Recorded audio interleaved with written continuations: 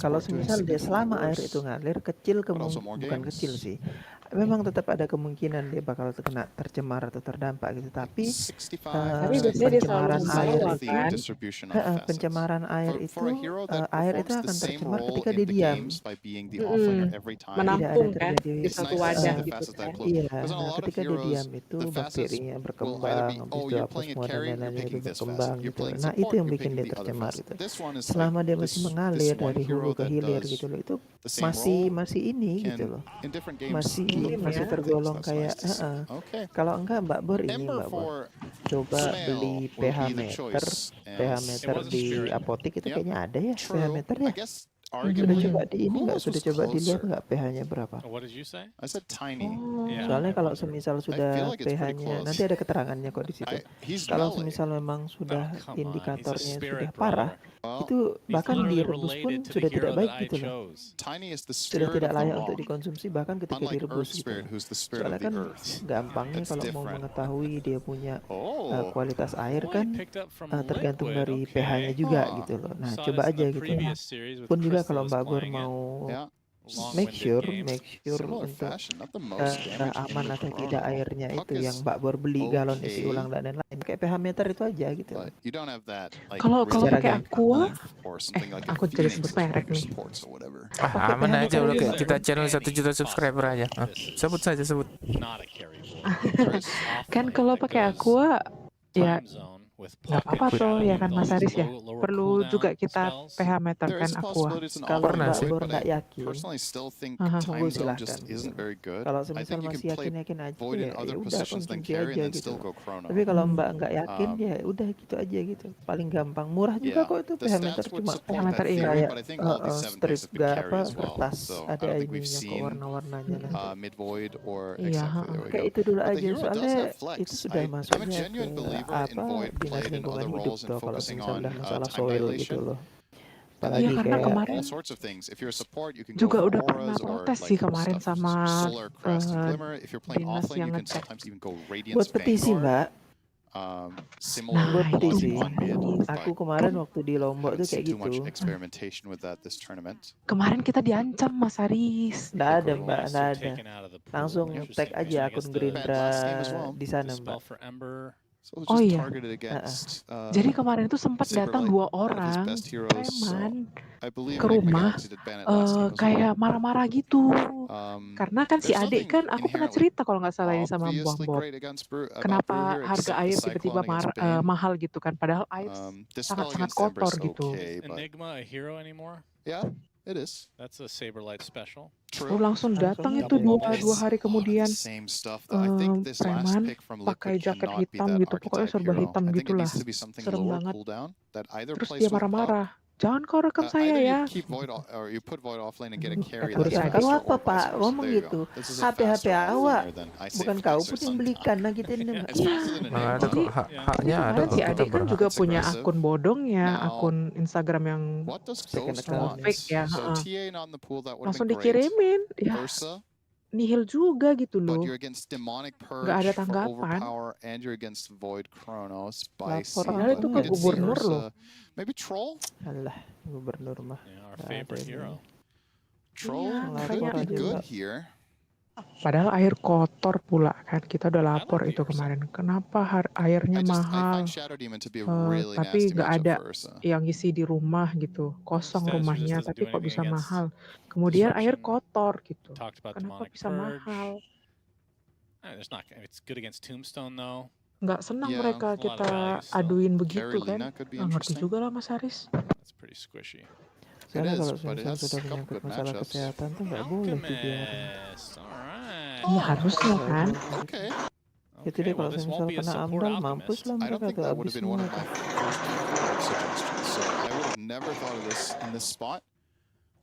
Tapi pun kalau di sini sudah terkenal Mas Aris, jadi semua pegawai di PAM ini daerah lingkungan rumah itu ternyata mereka satu kantor itu semua saudara keluarga. Yes. Tidak kaget. Agak-agak susah kita Satu rumpun itu satu marga semua itu. Sesuatu. Dynasty. Karena kemarin si adik juga kan dia memang ada mau PKL di sana magang, nggak dikasih. back in the day, Yeah, you but- just sit Nggak around the tahu alasannya tombstone and kenapa farm up all the lambat zombies. laun You get like baru hundreds tahu. of gold. Yeah. Oh, Pretty ternyata If you get the right semua situation, sure. I persepupuan, guess Undyne will perkeluargaan, also take the persaudaraan semua facet di where when he situ. attacks you, he spawns a zombie. Maybe you just fight him. You don't kill Undying on purpose, and you let him hit you. So you can just farm the I like the it. Tapi kalau singular kita zombies that he's ngomong bringing your soal way when you're hitting each other. kesehatan, That memang sounds like a winning strategy to me. harusnya lebih Yeah, works diutamakan turbo. gitu ya, Why Mas wouldn't it Aris here? ya. That's true. Yep. I Okay. mean, Turbo is a Harusnya. great microcosm of late game Apa Dota. yang nggak That's busuk true. di You're Indonesia nih? skipping the laning Let's show that. stage. Like, there's some value Yeah. there. If only we could have a Turbo TI. Tournament in turbo. I'd be up for BTW that. Honestly, aku it would be mute kinda bentar cool ya to Mas see, Aris ya, don't mau you? masuk ke rumah Just dulu, as nanti a aku one-off, lanjut. just try to. If only Buka. Moondog Silakan. suggested we would do that ourselves, but Open it's mic. not worth. You know, it's not worth the bank account going. Nggak masuk suara Guris.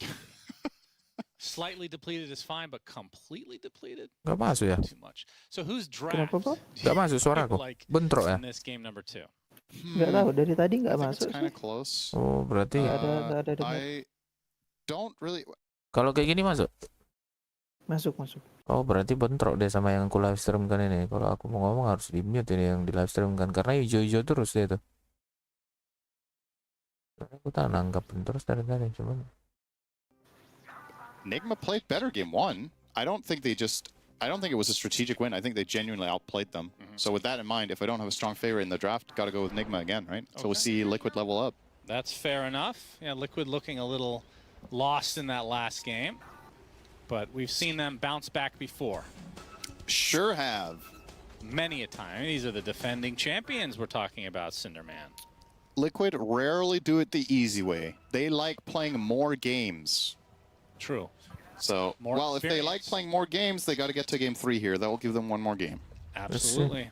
Smoke on smoke action. GH will be the one to break it. NSO will Insania instantly getting the vision out. And a nice D-ward for the side of Liquid. Boxy getting 100 gold for his troubles.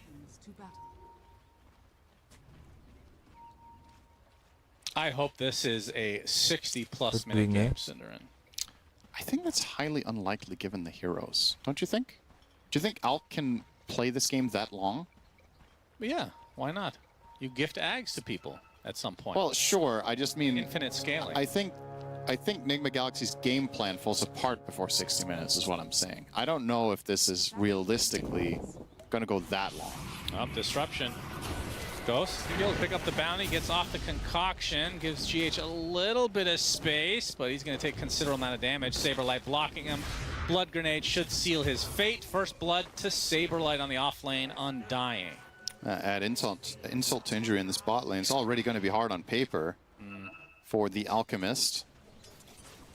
Throw a bit of gold Undying's way. Could maybe buy 2 mangoes if he wanted to, or get a faster soul ring. Omar is a really good hoodwink, by the way. We didn't talk about this in the draft, but I think this is probably, if you ask me, his best hero. So getting his hands on that in this game, be interesting to see if he can pull off some nice combo. He does have some solid setup, right? There's a lot of things that allow you to connect your Bushwhack and ult. You've got Slight Chains, you've got Arena to hit sharpshooters with. Bane as a setup. The support duo is actually lethal here. Yeah, that's true.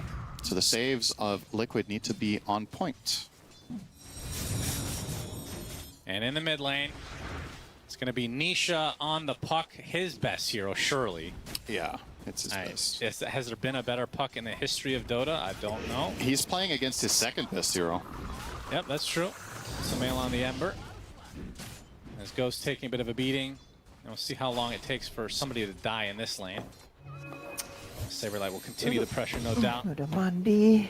Alright, Masih what aja hero do you nyamuk. like in this Semprot matchup? Puck baygon, versus malas Ember. tambah sehat. Get Flame Guard in this lane. In the lane itself, I like Ember a bit more. Overall in the game, I think it's double-edged. Mangga, mangga. Ice Shard's blocking and Oh, Ghost. no. Oh, Concoction is going to have to be self-stunned. That is unfortunate for Ghost. Saberlight gets the kill. He is off to a terrific start. They do lose the tombstone though, so GH gets something the other way. But yeah, that's really good timing on the snowball. Oh. They'll have to use Fairy Fire. Nisha going to continue the pressure though. Bottle will keep him just barely alive. Each hero will get their own water rune now. Close call there. Now, in the past, what Embers would do in this lane against Puck some time back would be maxing Slight and going Blightstone to just whittle away at the Puck in lane. But I think Puck's ability to regain resources through the new Innate, as well as the overall nerf to the Orb of Corrosion buildup, probably swings this matchup a bit more. I still think Ember is favored, but it's more tolerable for the Puck. And Embers also like going 4-1-4 build with Chain Gang. So Sumail is doing quite well. 17-2 versus 10-1. So not really that close at the moment. As a result, level advantage for Sumail as well. I also have to say that I think this season, Sumail has been a better laner. Okay. Than Nisha, so it's not too surprising. GH, okay, Tombstone is going to go down one way or the other, but Ghost taking so much damage to the tag team. He gets the Tombstone, dies afterwards. Saberlight is on fire right now. He is on a killing spree, 3-0. What can I say? You asked for this when you picked Elk in this game. Like, you knew you were going against offlane Undying Tusk, and they picked it anyway. It's high risk, man. I was worried for them. Maybe they can get a trade here, though. Ghost coming back. Oh, he's going for farm. There's no way, and his courier goes down as well. Oh, man, it's a disaster for NGX in this laning stage. Of course, Alk does have a lot of comeback mechanics. The fact that he gets more gold than other heroes, in case you weren't aware of that. Yeah. But he's going to need it. Start. And, I mean, it gets worse in the fact that you can't, like, if you're losing this lane, you're going to lose control of the Lotus area as well, which a hero like Undying just absolutely thrives on. Yep. So we'll see how long they can even stay in this lane. Feels like they, from the NGX side, going to need to switch something up potentially.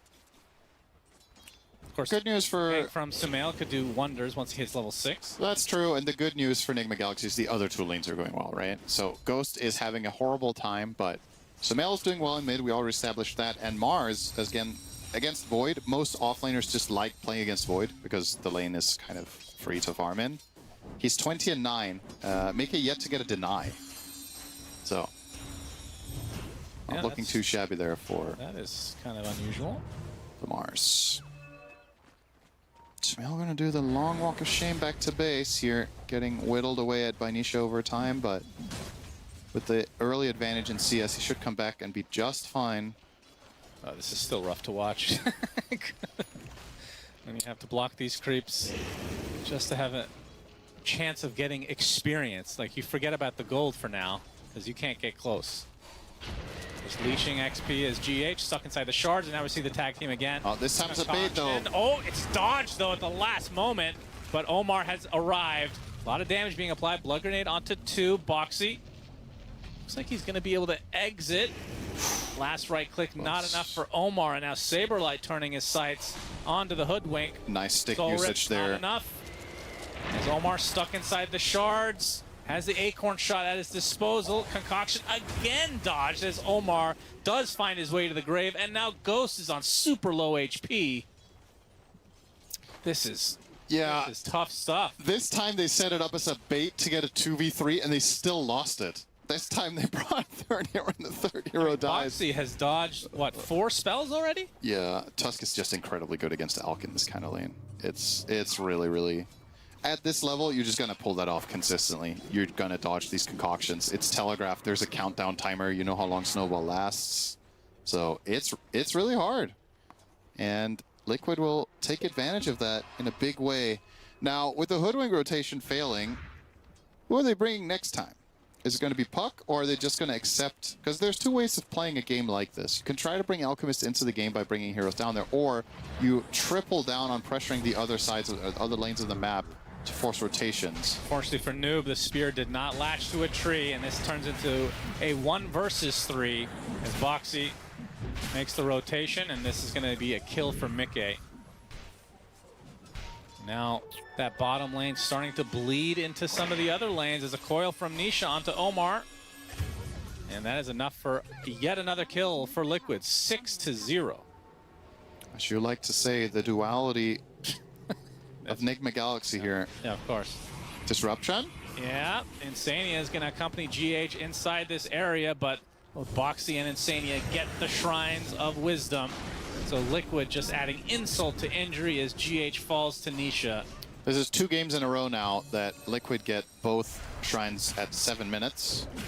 Last game they ended up losing. This one looking very, very healthy though. Absolutely. Boxy this time will get speared to a tree. And this is going to be the first kill for NGX unless he dodges everything. Missed 2 wait, does he have Sister Shroud? No, that was just 2 uphill shots. Tower plus Omar both missed. Yep. Simultaneously. A little bit of good RNG, still dies though. NGX on the board. Here comes Saberlight. He's going to start diving Ghost one-on-one, and Ghost has to run away. Because if Undying ever comes close, he'll pop his ult and he'll kill you. Yeah. Have fun in the jungle. He has 34 CS, actually. I wonder how many of those are low value. Trolls, yeah. As we see the coil. Nightmare save, though. Giving some space for Sumail to go back in, potentially.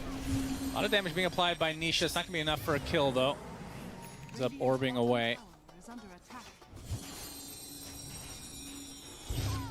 And this was not even for a rune. So unusual timing from both sides. Now some pressure to that tier 1 tower is NGX just looking for something to go their way. The second thing is Sleepwalk is actually an interesting counter to Puck, where you coil someone and they run to the edge of the coil and then you nightmare them out of it. And during the invulnerability frames, they can actually break and snap the coil and not take the stun or the damage. It was close to it there. GH, I think, was trying for it on Sumail, but he was a little bit too far from the edge. But might come into play later. Keep an eye out for that. Nisha pulling Sumail back. Throw a couple of remnants and refill. And return to mid.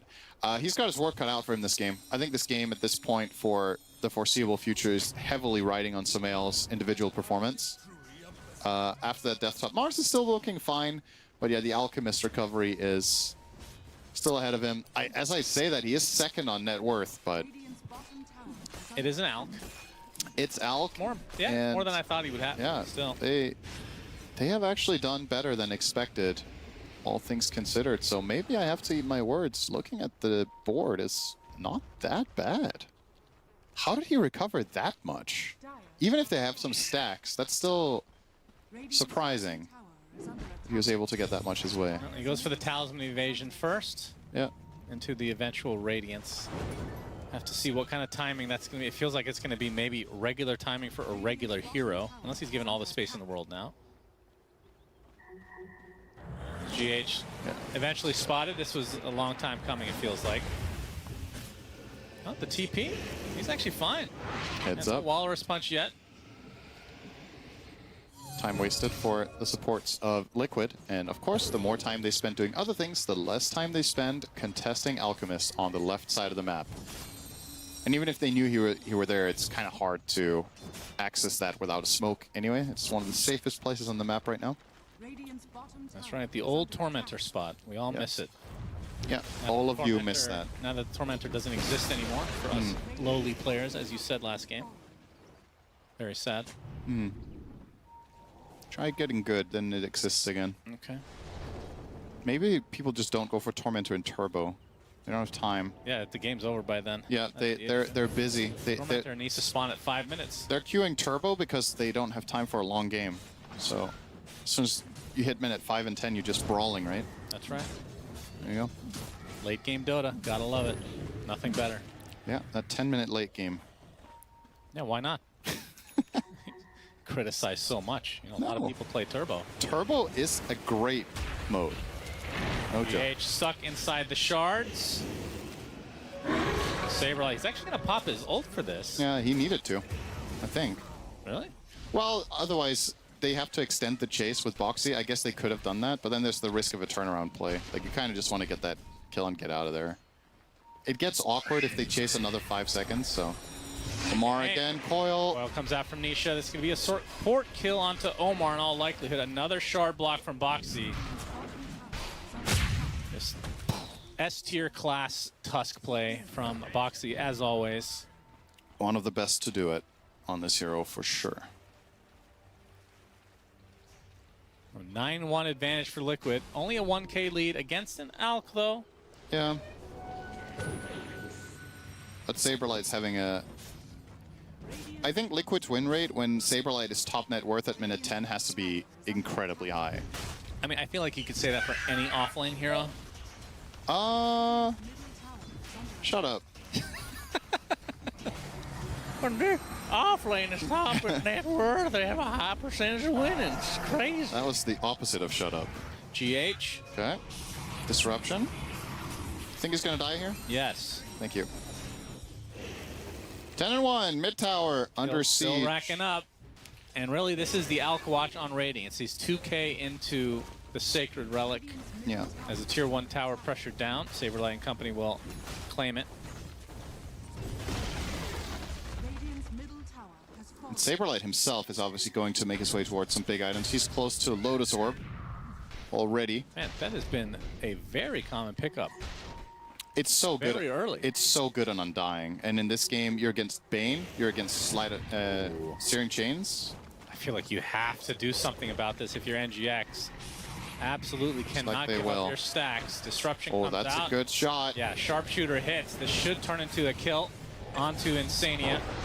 And Saberlight puts the Tombstone on the cliff. He gets speared. They're going to be able to take out the Tombstone as well. Saberlight in a lot of trouble. Remnant comes out. That is the death of the biggest hero in the game. Double kill for Sumail. As NGX still trying to defend their Ancients. And Liquid's still around to try to contest. Mickey does have the Chronosphere at the ready. Noob's going to be able to get the Arena off and the Spear onto Mickey. As Saberlight in that Flesh Golem farm Sumail.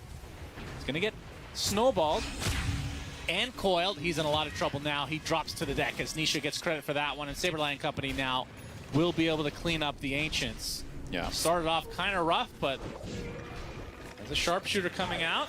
It's enough. So Omar snipes out one.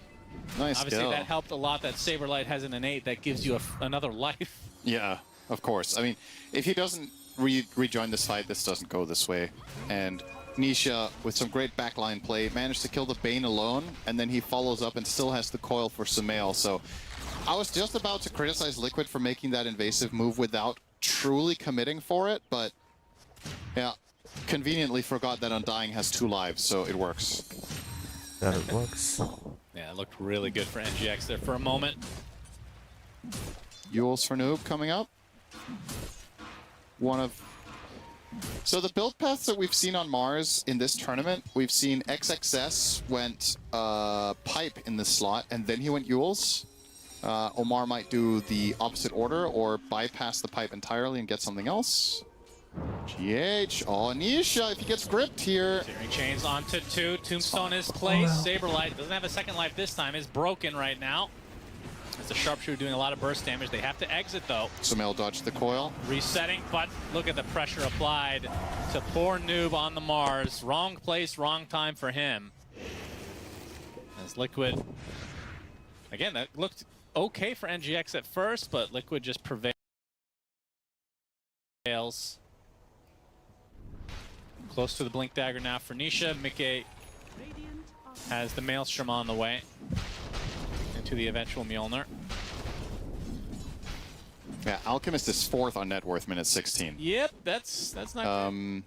Does have Radiance though. Yep. 16-minute Radiance, that's, like I said, normal timing for a regular hero. Yeah. Bad timing for Alk. Yeah, it's very, very slow. They've got a mountain to climb here. The thing for Enigma Galaxy, though, is one well-executed teamfight, and there's this awkward moment in the middle of this game where I think Liquid are actually going to maybe struggle with damage a little bit in, say, 5 to 10 minutes. It's when Puck is not quite there yet for the next damage item after Witchblade, and Void is still not fully there after Mjolnir. Like, there's a possibility in that window that Enigma Galaxy with good itemization could take a teamfight and win it off of being tanky enough. But if they miss that window, the curve swings up again when the next items come out. Noob trying to get a pick off here on the box. He's going to force a rotation, though, from Mickey. Snowball. Still has that chrono. Oh, he actually does connect despite the Mars Arena going down. Noob stuck inside his own arena now, outnumbered, and will eventually fall as the grip comes out from the sideline. But GH, Ghost you have nobody nearby. that. Ghost dies, okay. And GH looks to be next on the list. So double kill for Mickey. Ghost died to Puck Shadow Demon.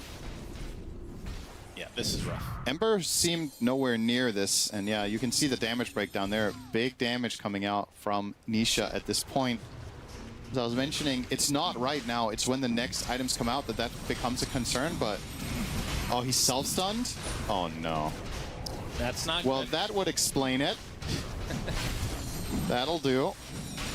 Liquid with a Roche now in a very commanding position. He has a hard time getting concoction. You have the snowball dodge, which we've seen.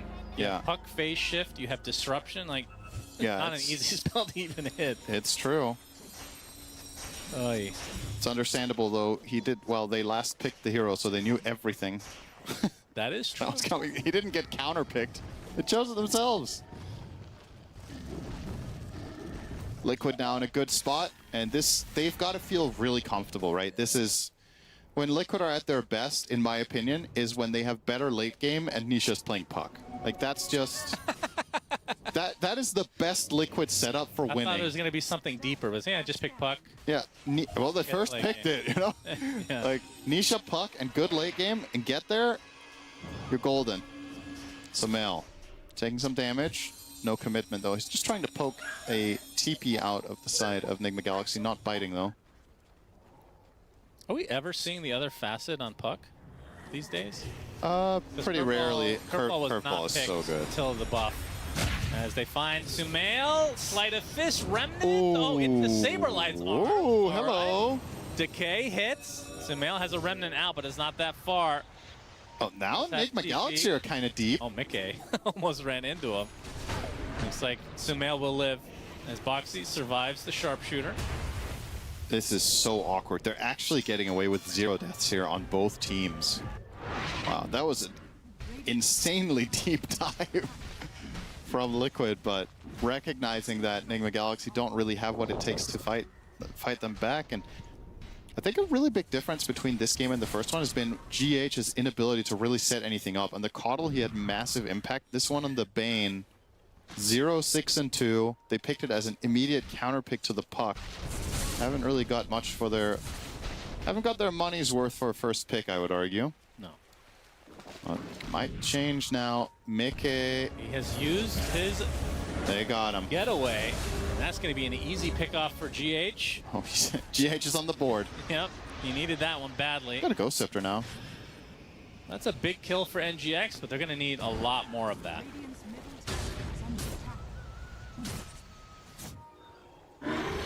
Saberlight won't waste any time as Tormentor will be Liquids.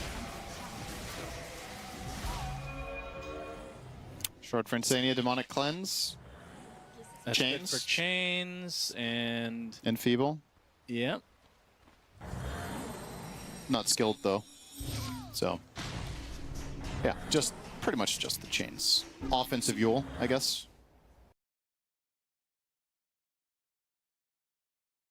Waduh. Apa nih? Don't listen to them. Da da da da. Da da da da da. Da da da da. Halo. Lah, Mas Ari sudah But it's never bad to have the utility, and it also heals, right? So even if the cleanse isn't useful, you heal 450. It's a really strong heal. Ini masih when nonton expiring. itu ya, Bang Bob ya, live-nya pertandingan TI ya. He's almost done with a Iya, blink ke depan bakalan ini kayak gini terus sampai turnamen ini selesai. Tahun lalu juga kayak gitu. Still looking very healthy for Liquid. In spite of losing Mickey there, it's a little bit of a bump in the road, but hilang-hilang gitu. game plan is continuing. Aduh. Ini gara-gara aku karena pasang live itu ya? Iya, aku pasang live streamnya, jadi didahulukan suara mereka. Jadi aku harus mute dulu suara mereka supaya suara aku masuk kedengaran. Ke depan bakalan kayak gini terus sampai turnamennya selesai. 1 tahun lalu kayak gitu, 2 tahun lalu juga kayak gitu. Mau menikmati inilah nonton para pro player. Tadi sebenarnya aku ngomong. Waktu kalian ngobrol itu sebenarnya aku ngomong, cuman kalah sama suara caster ini, makanya mic-ku kan hijau-hijau terus itu. Waduh, network error, astaga. Don't listen to them. Berapa hari pertandingannya, Bang Bob? Ini sampai Sabtu, baru main event 3 hari apa ya? 2 hari gitu. Mingguan gitu ya? Rabu depan udah selesai harusnya. Waduh, lama juga ya. Iya, ini turnamen terbesar nih. Banyak sebenarnya turnamen Dota, cuman ini aku tidak mau lewatkan. Jadi ini kalau misalnya udah ada turnamen begini, permainan Dota ditiadakan dulu gitu ya? Ada yang main, tetap ada yang main kok. Kenapa nih ya? There was a network. Jadi kalau udah pertandingan kayak begini, yang tadinya misalnya levelnya udah paling atas, nanti turun season lagi gitu ya? Ganti season turun lagi pangkatnya? Tidak. Dia turun pangkatnya kalau dia nggak main. Kalau dia nggak main dia ada rank confidence. It's such a nice little nook there. Dia harus nggak main selama stream down semua ya, iya ya. Waduh. Suaranya hilang. That little corner. Iya, bentrok ini soalnya. Bentrok sama streamnya. Ladies and gentlemen, alright. Kalau kayak gini gimana? Ini nggak kedengaran. Oh, nggak kedengaran. Kalau kayak gini harus di mute dulu ya baru ya. Nah ini baru kedengaran. Iya, aku matikan dulu ini ya streamnya. Oh. Gimana ya? Udah Bang Bob. Suaranya. Aja nggak apa-apa. Iya, makanya sebenarnya aku sambil ngobrol nih menanggapi kalian, cuman berarti dari HP aja gimana Bang? Oh, terbak. Halo. Iya. Terbak. Space before you get more damage. Berarti kita disconnect aja Bang yang di sini ya. No, Mars is not suddenly going to show up and deal 50% more. Like the hero just doesn't. Yeah. So there's a lot of pressure on the Ember and Alk to do the output. Yeah, that's a shield run for Ember. It's good. They can still demonic purge it though. True. Dari HP aja berarti nih ya. Cek dari HP jelas nggak babor. Aman nggak babor? Very nice. He caught a courier. Much like you hunting at the steakhouse. Ada yang bisa didengarkan ya. That's true. Well, he did say you hunted steak though. Live streamnya itu mengutamakan suara manusia. Jadi kalau misalnya aku pasang suara live streamnya bentrok sama suaraku. Jadi mereka utamakan yang di live stream itu. BKB online for Mickey.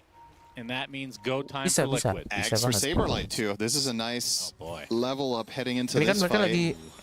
He is a big bad. Ini kan mereka lagi ngomong nih, ya kan? Birdie. Tadi aku ngomong pakai komputer. Ini sekarang pakai HP. Yep. Very cool. Nah, tapi suara doesn't all have to be all this. Iya, kalau tadi kan pakai komputer, aku mendengarkan suara mereka, suara caster officialnya dari gamenya langsung kan. Nah, kalau sekarang pakai HP. Nah, tapi kalau pakai HP kayak gini, suara Mbak Bor nggak masuk karena HP-nya yang mengeluarkan suara Mbak Bor. Tapi suara aku masuk. Nah, gila nggak perkara output tuh. Halo, Richard Sepulveda. Halo, bro. Shadow poison not going to hit. Let's give some vision though. Bisa ini sambil ngobrol bisa. Continue to chase as Nisha. Lincoln's. Indeed, concoction blocked. And now the damage being applied. Oh, Tombstone placed as well as new pops the essence shift. You'll be able to get off the ult at the last moment, and Ghost trying to get something desperately here. Going for the Tombstone, going for some kills. Noob died first, but Boxy follows suit to Sumail. Nggak kedengaran suara masuknya. This little engagement, it's a 1-for-1. Saberlight shows up though with that flesh golem as Ghost will just blink away. That fight. Is this still a chase? Yeah, he's dead now though. That fight might have gone quite well for Enigma Galaxy if that spirit hit, right? He speared only the Undying and he speared him away. There were a lot of trees, but managed to score the goal instead. And then the arena came up afterwards. So a little bit of missed execution there for the side of Enigma Galaxy. In spite of everything, the gold lead is not growing for Liquid. But it's also, you're against Alchemist, so arguably every passing minute that it remains 4K, you are winning more, right? Yes. That is technically true. Yeah. Oh, Mar and GH. They have eyes on Mickey. This would be a big one. Bushwhack into the grip and concoction to follow. Huge kill that is for some MGX. Offensive farming. Look at the map layout right now that he is over there completely alone. trying to steal Ancients away from the enemy team. Risky business. Okay. Sinyal bakbor kurang stabil. I'm at work, but we are in break, so I pass to say hi. Thank you, Richard. Thank you, Richard. Appreciate that. If you guys want to see my face, just tell me, okay? Some viewer wanted to see my face, but I only show my face if somebody looking. Right? If nobody looking, I'm just gonna enjoy the man advantage. No void in the area, but Ghost blinked to the enemy high ground and exploded on himself. That's not exactly the way you want to set that up, but Liquid once again. Apa tadi Lumi bilang apa ngomong bahasa Malaysia aku nggak ngerti. Gimana tadi itu tadi aku kurang jelas sih karena bentrok. More than it is actually in these last 10 minutes. It feels like it's hovered between 2 and 4K. Ghost. Okay. Lumayan. Coba ngomong dong seseorang. Keeping up his stun ratio. Saberlight. Aman ya, oke biar nggak bergemain. Oh berarti aku matikan aja audio dari apa ya? Dari HP.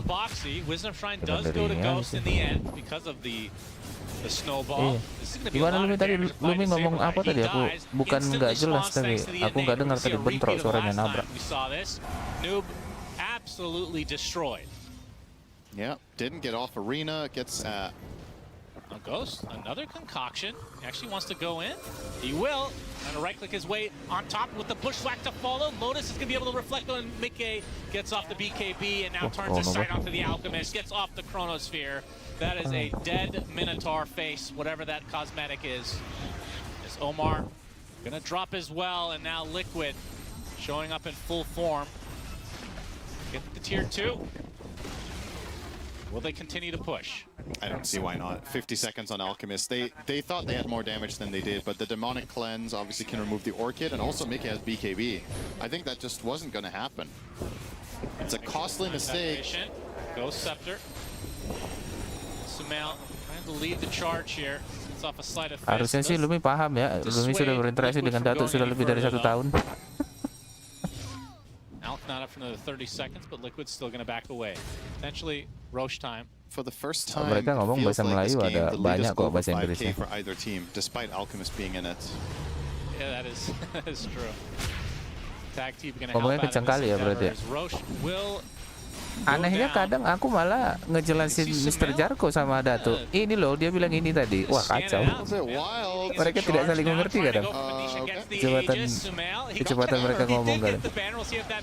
Masuk cok. Apa Babur tadi? Babur ngomong apa tadi?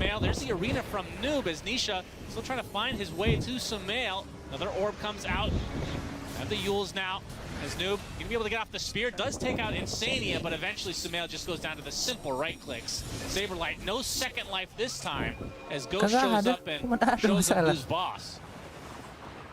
Another concoction, gonna be... Oh, actually, that was really smart. That was really cool, actually, from Ghost. Blinks into the snowball and gets the stun anyway. Another concoction to follow, and this is gonna be another valuable kill for Ghost. So anak muda yang satu ini aneh-aneh aja. Gak ada masalah, dia bilang ada masalah. Kenapa dia orchidnya? Yeah, another tangkap pak sih. More or less even trade when all is said and done. Pancing mania mantap. Gak bisa, airnya lagi keruh, gak bisa dipancing belum nih. They lost the banner and that's pretty random.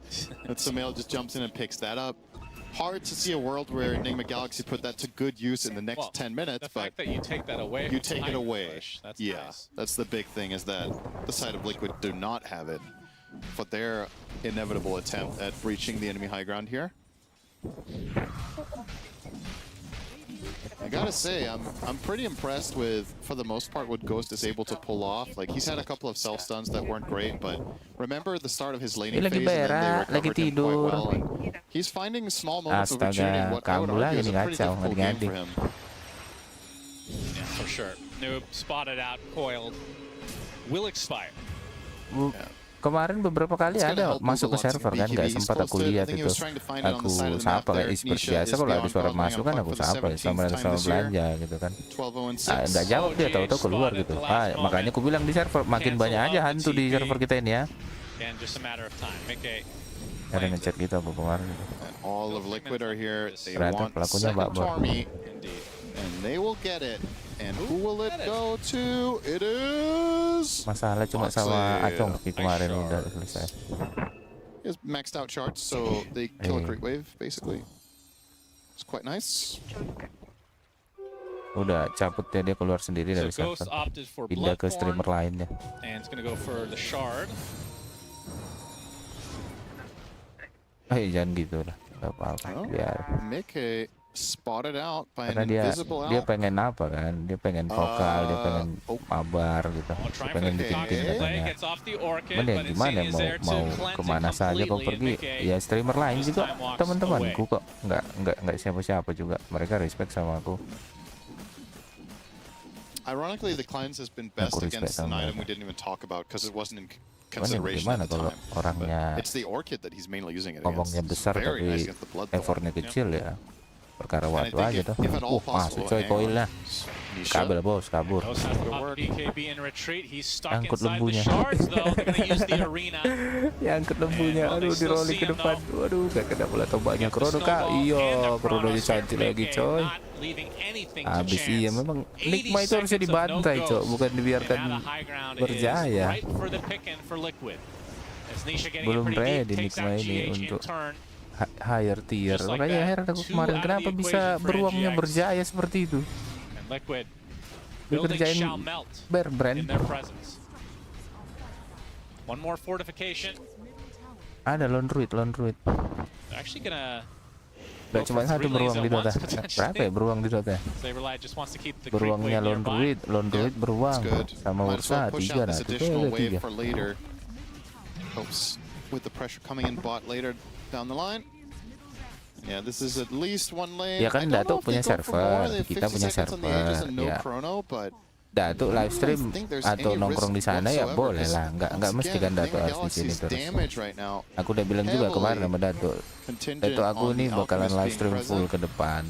Jadi aku nggak bakalan main gitu, aku bakalan live stream seperti 2 tahun sebelumnya gitu. Karena aku pengen nikmatin TI, cuma TI aja memang yang aku live stream kan secara full. Karena 1 tahun ke depan sebenarnya tiap bulan itu ada turnamen. Tiap bulan itu bakalan ada turnamen kalau Dota. Tapi kalau TI aku tidak mau lewatkan, aku pengen nonton panutan Q. Iya, turnamen terbesarnya lah ini. Ini udah paling besar setiap tahun, sekali 1 tahun. Disinilah, makanya kemarin pemain Indonesia itu ada Whitemon itu Philemon gitu dia. Dia Indonesia Pride lah gitu, tapi dia nggak bisa turun gara-gara kasus kita itu kemarin. Jadi karena Whitemon ini kan dia termasuk apa dia Chinese ya. Nah, kayaknya sih ya mungkin ya menunggu lagi aman gini kerusuhan seperti ini dia mau cari aman dulu lah daripada bermasalah rempong kan. Karena ada pembuat ownernya, ada yang memang provokatornya gitu. Memang sudah terbukti provokator ini dari Lumi lahir tahun berapa tuh? 2004. Lumi aja lahir 2004 nih. Provokator dari 98 itu udah ada gitu loh. Jangankan 98 aja, kita merdeka aja ada provokator yang melawan bangsa sendiri. Jadi karena rangkaian kejadian ini Whitemon itu berhalangan untuk pergi ke Jerman. Nah, sementara dia kan kebanggaan Indonesia. Jadi sayang sekali gitu loh. Turnamen paling bergengsi Indonesia tidak ada, sementara cuma dia doang perwakilan dari Indonesia dan nggak bisa kan, sedih sekali. Nggak ikut ya, dia nggak bisa ikut karena dia sudah digantikan gitu. Nah, Dota cuma bilang Whitemon tidak bisa hadir, akan digantikan dengan Toby. Nah, tapi Dota tidak bilang alasannya kenapa. Ada satu tim juga namanya tim GG Gaming Gladiator, mereka tidak bisa ikut. Nah, tapi Dota nggak bilang kenapa alasannya gitu loh. Nah, jadi alasannya itu cuma pihak tim manajemen sama playernya itu yang tahu. Nah, sama kayak Whitemon kita ini nggak bisa turun, Dota nggak kasih tahu kenapa gitu. Sebenarnya Dota tahu kenapa, cuman ya nggak usah. Nanti kalau dikasih tahu nanti nggak usah, nggak perlu. Nah, Whitemon kalau menurutku ya hasil kenapa? Nah, Toby ini adalah player yang paling memungkinkan dihubungi sama tim Tundra. Dia bersedia, dia mau, mereka kenal, dihubungilah langsung. Jadi pemain pengganti lah, kiper cadangan lah, anggaplah seperti itu. Ya mereka lah yang tahu dari mana. Kira-kira begitu gambarannya kalau Yeah, aku absolutely. But analisis that's yang aku baca still kejadian di Indonesia a belakangan pretty ini. inspirational moment for NGX. They've got to be feeling themselves quite a bit after that. Karena inilah Pave the way for some more turnamen moves, and paling they bergengsi lah finally ini. kill Coba Nisha for the bayangkan first satu time this tim game as well. sudah GH bekerja getting keras his selama 1 first tahun Fiend dan Screen. mereka tidak bisa ikut Seems TI. all Wah, game itu there. gimana ya? Ikut TI itu Full adalah duration impian dari on the semua 13 and player 09 Dota gitu loh, clock. paling tinggi. What Bahkan better target to MMR-nya yang find? 2000 aja mereka mencoba ikut qualifier gitu loh, ikut penyisihan, nah, ikut seleksi. Archon, anggaplah apa MMR paling rendah So Pak Bor di Male off of Mobile that fight is Legends? going to get level 25 at the same time as Nisha basically now. So these talents are really, Anggaplah really strong. ada He's 5 running orang Ags, so MMR-nya he's champion. probably Mereka gonna take ikut the left top. internasional There we sekali setahun So turnamennya. minus 12 seconds Jadi recharge itu time. adalah Ember mimpi is doing semua so player much more untuk damage bisa now. join gitu loh. Karena anggaplah ya 16 tim ini kalah aja paling rendah itu dapat $50.000, kalah doang.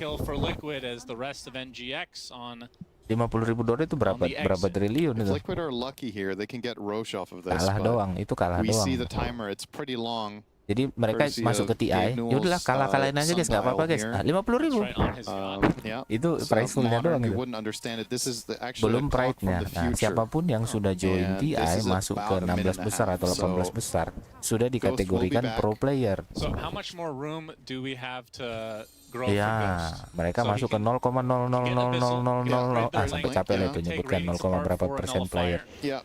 Nah, ini cuma And then 80, give 16 back. tim dikali 5. So he can 6 get kali 5 like 40,000 30. gold probably. 1 kali 30,000. 5 50, So he's 50 tambah 30 Yeah, 80 orang doang nih dari pemain Dota Yeah. sekian juta. Satu hari bisa 800.000, 900.000 yang main. I don't think there is one in this game. I think Untuk you're game looking PC after ya. yourself the whole Nah, way. jadi And when you have nothing hanya better to do, 80 you orang. gift X. Because there's also what good X Jadi can ini give. The Bane apa one ini would be top interesting, quality to be lagi. fair.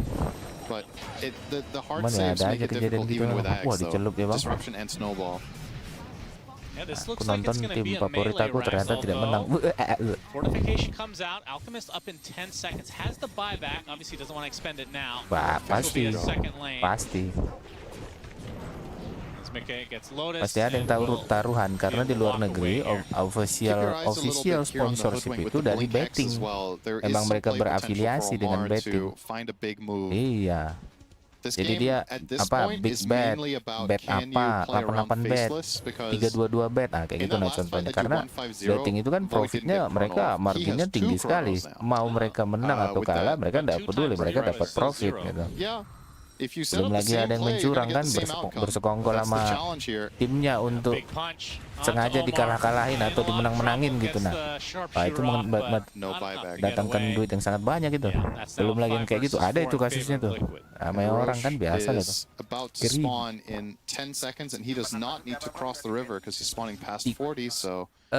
Si apa dia main Willow siapa? Tinggi-tinggi orangnya.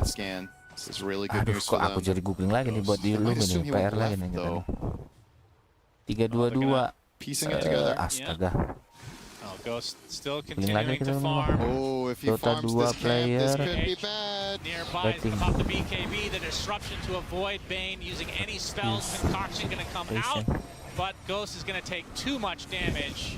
Ini si Taiga salah satunya tuh.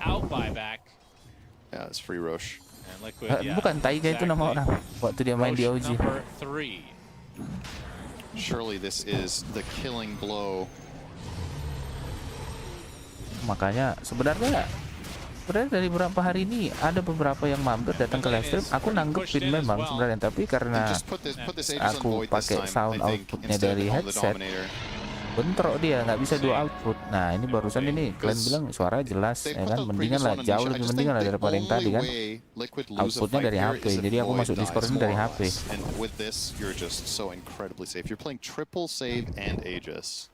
Yang di stream YouTube apa nih tinggal viewernya nggak tahu.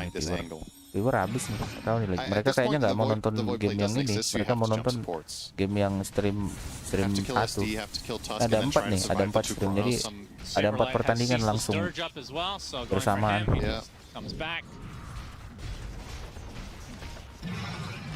Inilah nikmat.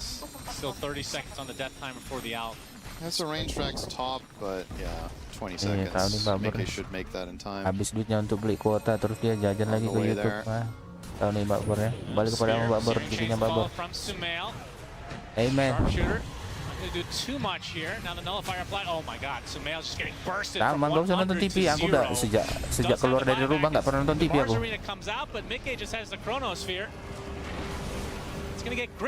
Semenjak aku merantau keluar dari rumah nggak nonton TV. Nonton TV karena mama aku. Bikin dia itu tadi apa berita-berita, kalau nggak tinju bapak. Paling nonton TV SpongeBob aja. Doraemon, Son Goku, nggak apa-apa lah film-film lama. Nah nonton TV dulu. Mama kan pengen beli itu tuh. Belilah dulu apa kita siaran berbayar itu katanya. Banyak siarannya katanya. Dibelilah rupanya. Ya udah. 1 bulan coba gratis. Bulan depan bayarnya wah mencekik. We'll get some help thanks to the arena bashing the crap out of the void. That's life number 1. Buyback now from Insania. Concoction coming for the faceless void. Newman company can try to apply some pressure. Gets the sharpshooter off. Meledak listrik, meledak TV. Down goes Mickey, but they have mass buybacks from the liquid side. Waduh, PKB waduh. Nah, itu memang Nikma itu memang harus dibantai, jangan dikasih percaya dikit. Jauh lebih bagus daripada Nikma. Aku herannya kenapa tim-tim yang top bawah top bawah bottom 4 ini bottom 8 ini bisa berjaya lawan bottom 8 top 8. Wah, astaga, nggak dilepaskan tuh Cele tuh. Nah, kesalahan seperti itu pun masih bisa dia lakukan nih. Dipatahin cok. Wah, nggak ngerti bang, kayaknya 3-2 mukanya udah jelek bang nih. Ayolah yang bilang kapten bos. Nggak tahu ini bang, dia cuma main beruang aja dia tahunya. Habis ya, pukulin Legend sudah. Udah mati nih bang. Kita pindah ke lapak itu bang.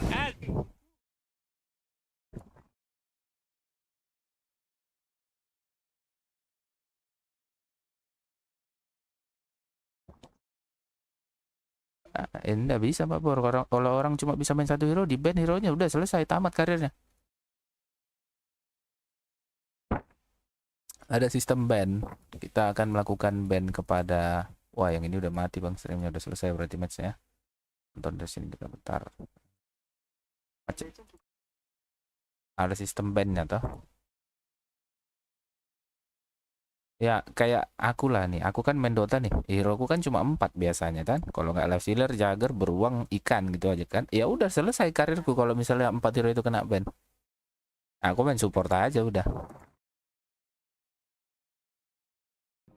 Yeah, so tough on there. A lot of gap Iya, makanya recent match dari para pro player atau orang-orang dengan MMR 8500 ke atas itu dirahasiakan. Jadi nggak boleh dilihat sama publik, sama friendly juga nggak bisa. Karena itulah senjata mereka gitu. Kalau misalnya nih Mbak Bor anggap ya, ini misalnya ya. Oke, Mbak Bor itu orang jahat. Mbak Bor itu berteman sama aku. Mbak Bor ngintip recent matchku. Wah, ini orang main Slark, Jagger, Ursa sama apa ya? LS terus nih. Ini doang nih hero-nya cuma 4 ini. Jadi kalian ban aja nanti udah selesai. Nah, selesai udah karirku. Udah tamat aku nggak main Dota, aku main apa aja, Harvest Moon aja aku. Wah, selesai banget. Itulah itu sebenarnya hero mastery itu sebenarnya senjata rahasia dari player itu atau tim itu sendiri. Jadi kalau dibilang menguasai semuanya, Nullifier is just a very strong item right now. It's relatively cheap. You can sometimes buy Radiance and lawannya kan jago nih. Kalau lawannya jago, kita harus mengandalkan apa itu? Salah satunya itu, aku mau bilang apa? Udah di depan mulut, tapi nggak keluar deh. Moment of surprise.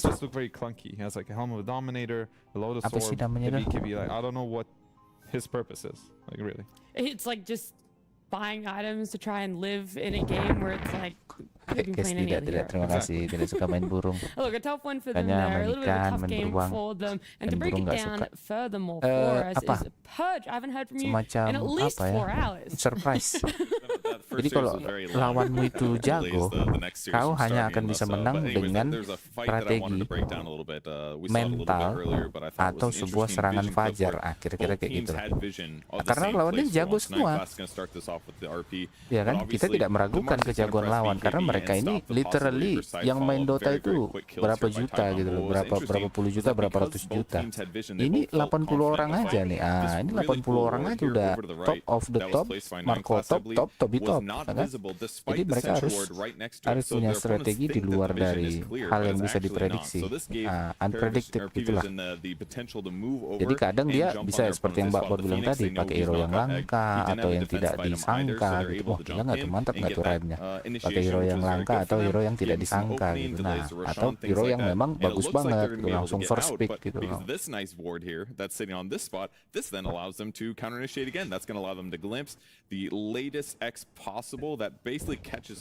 Sebenarnya udah ada beta itu karena ya turun sama teman-teman, cuman dipakai di turnamen rusak memang. AM dominator loh, AM dominator coba sibuk.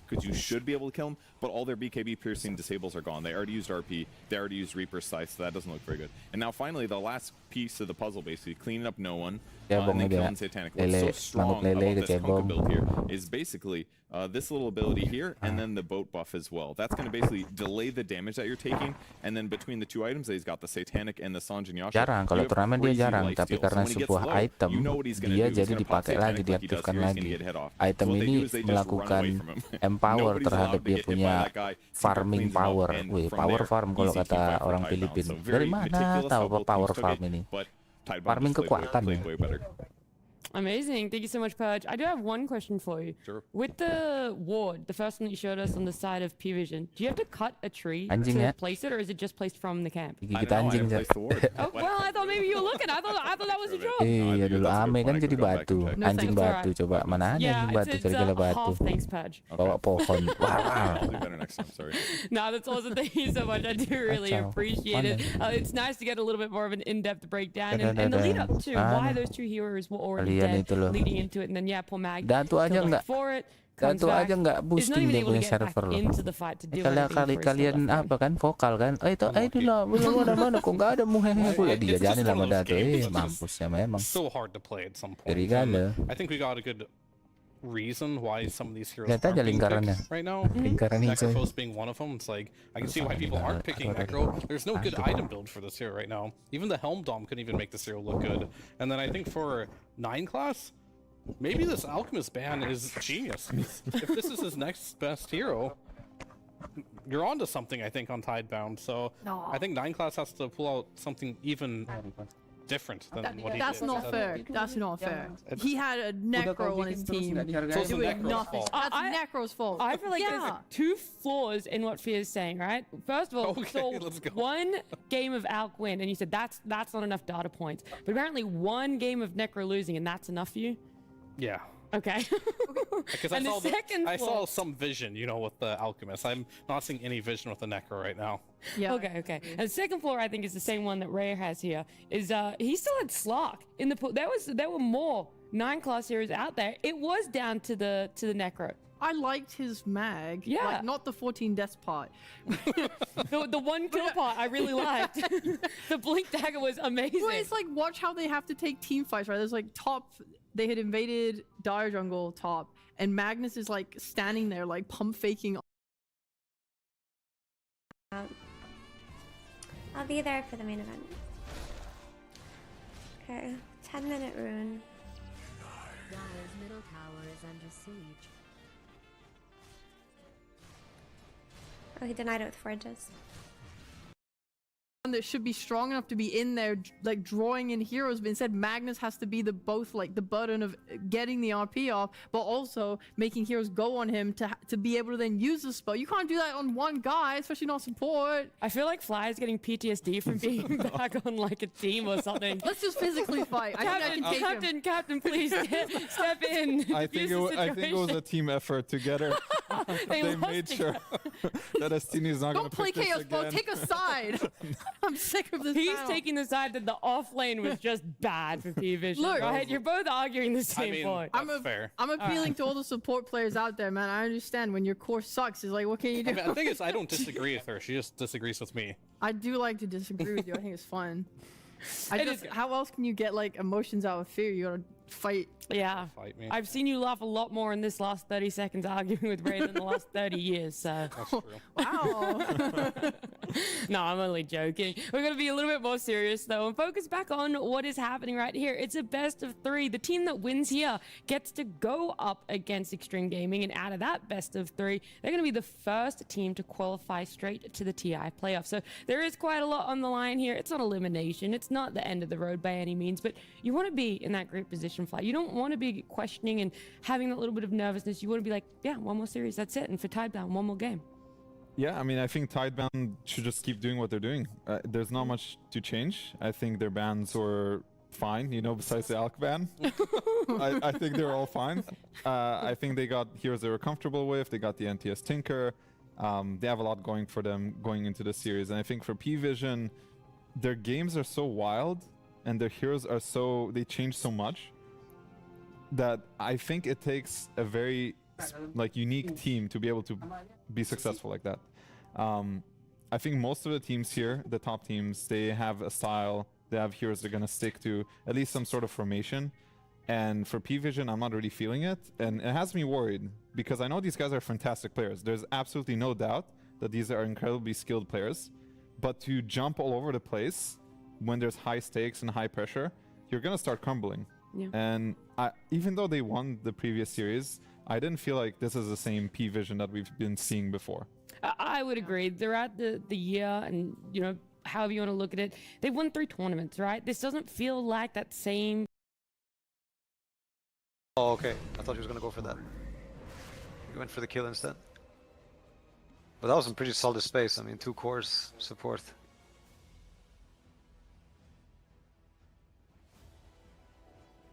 With this thing about this Domi on Marse, it's so dumb. Like, yeah, it's like crazy with this sidekick. You get, I don't know, you can sidekick your creep. Makes it so stupid. Yeah, I mean, there's lots of things that I wonder, like, because I think a lot of things have not been abused just because nobody's done it yet.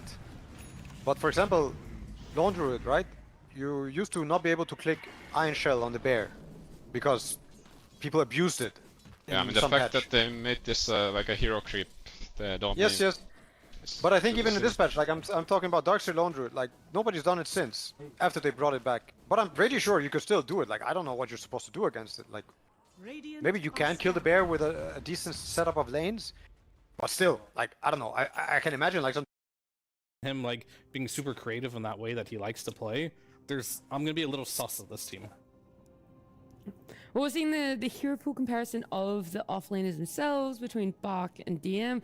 The only overlap is actually Beast right now on the road to the International, and they've all been playing their own separate heroes. And I like that because it really does mean what's going to happen in a draft. Where are they going to want to fall back on once you lose a game? Where are you going to want to look forward to once you do win a game? And for us, we get to look forward to a game number 2 draft. These are the bans for us: the Naga Siren, Shaker. We got some Marcy, Beast, Enigma, and Alk. So they're still sticking to the Alk ban there, Fly. Yeah, I mean, I think it looks like Tidebound has first pick again, which I don't know exactly what it means. Maybe P-Vision, I'm pretty sure they didn't even take, like they chose side over pick when they had choice, something like that, which is kind of crazy to me. I don't know if that's just being overconfident or something. But yeah, if you have a free ban, and usually on first pick, you get more free bans because the enemy team has to ban the supposedly OP heroes unless they want to try and face you with those OP heroes. So you have more space to do random bans. I think Alk, sure. We'll table it for now. That's fine. He's not in the he's game. been winning with it, so you might as well ban it. I think it's fine, you know, if you have a throwaway ban, and then they ban the Enigma, which is Enigma is a great hero to enable 9 classes current hero pool, it looks like. And Monkey Ban makes sense. And then they go with the Nature's Prophet, which I'm pretty sure I've seen them play before, so I think they're a more comfortable team with this hero. And I'm happy about this response, the Lycan versus Nature's Prophet. I think this is a great one. I think Lycan is a very strong hero in the meta, and he's going to get a pretty decent lane against Nature's Prophet, and he's going to be able to kick him out. So I'm happy with this. This is becoming a very common first phase counter to Nature's that I've seen in this road to TI. What is it about the Lycan? Because you kind of just said, Fly, that it's like, oh, you should be able to kick him out of lane, but why? Is it because of the wolves? So you're able to drag waves, you're able to get high levels, and then when you get Helmet Dominator, Nature's Prophet doesn't deal with that very well. He doesn't have a way to deal with the summons, so he needs to get either help or he has to leave.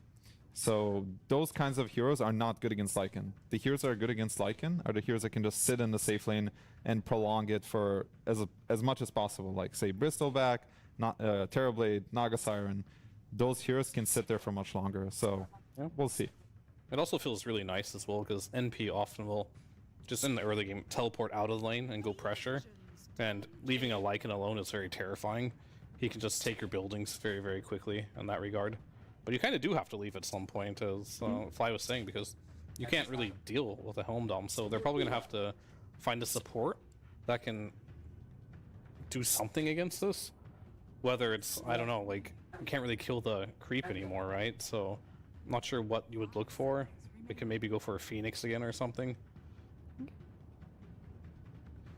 But that lane sounds pretty bad. So I'm not sure. We've already seen just one hero from each side, and you're like, yep, already a top one for Tidebound there. No, it's just a good Lycan pick. I think you can pivot this NP to a different role, too, if you are really that worried. How confident do we feel with it as a mid hero in general, and then mid for Tidebound on Nothing to Say?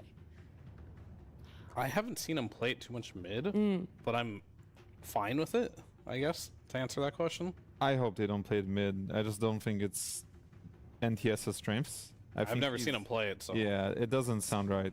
And they actually yoinked the Tinker. Yeah, of course they did. I told you, I was reading between the lines of what you were saying, Fly. I knew. And you knew too. You just didn't know you were saying it. It's true. Honestly, I kind of like it. Okay, okay, what's going on now with this A versus Lycan? This is absolute madness. Yeah, I A hate versus that. Beast, A versus Lycan. I genuinely hate that. There's something about this AA hero that I'm not fully understanding. Because, like, nobody's picking it. And then in this series, it's just, like, so highly contested. Is it something about Tinker, like the ult application on him to stop him from being able to blink?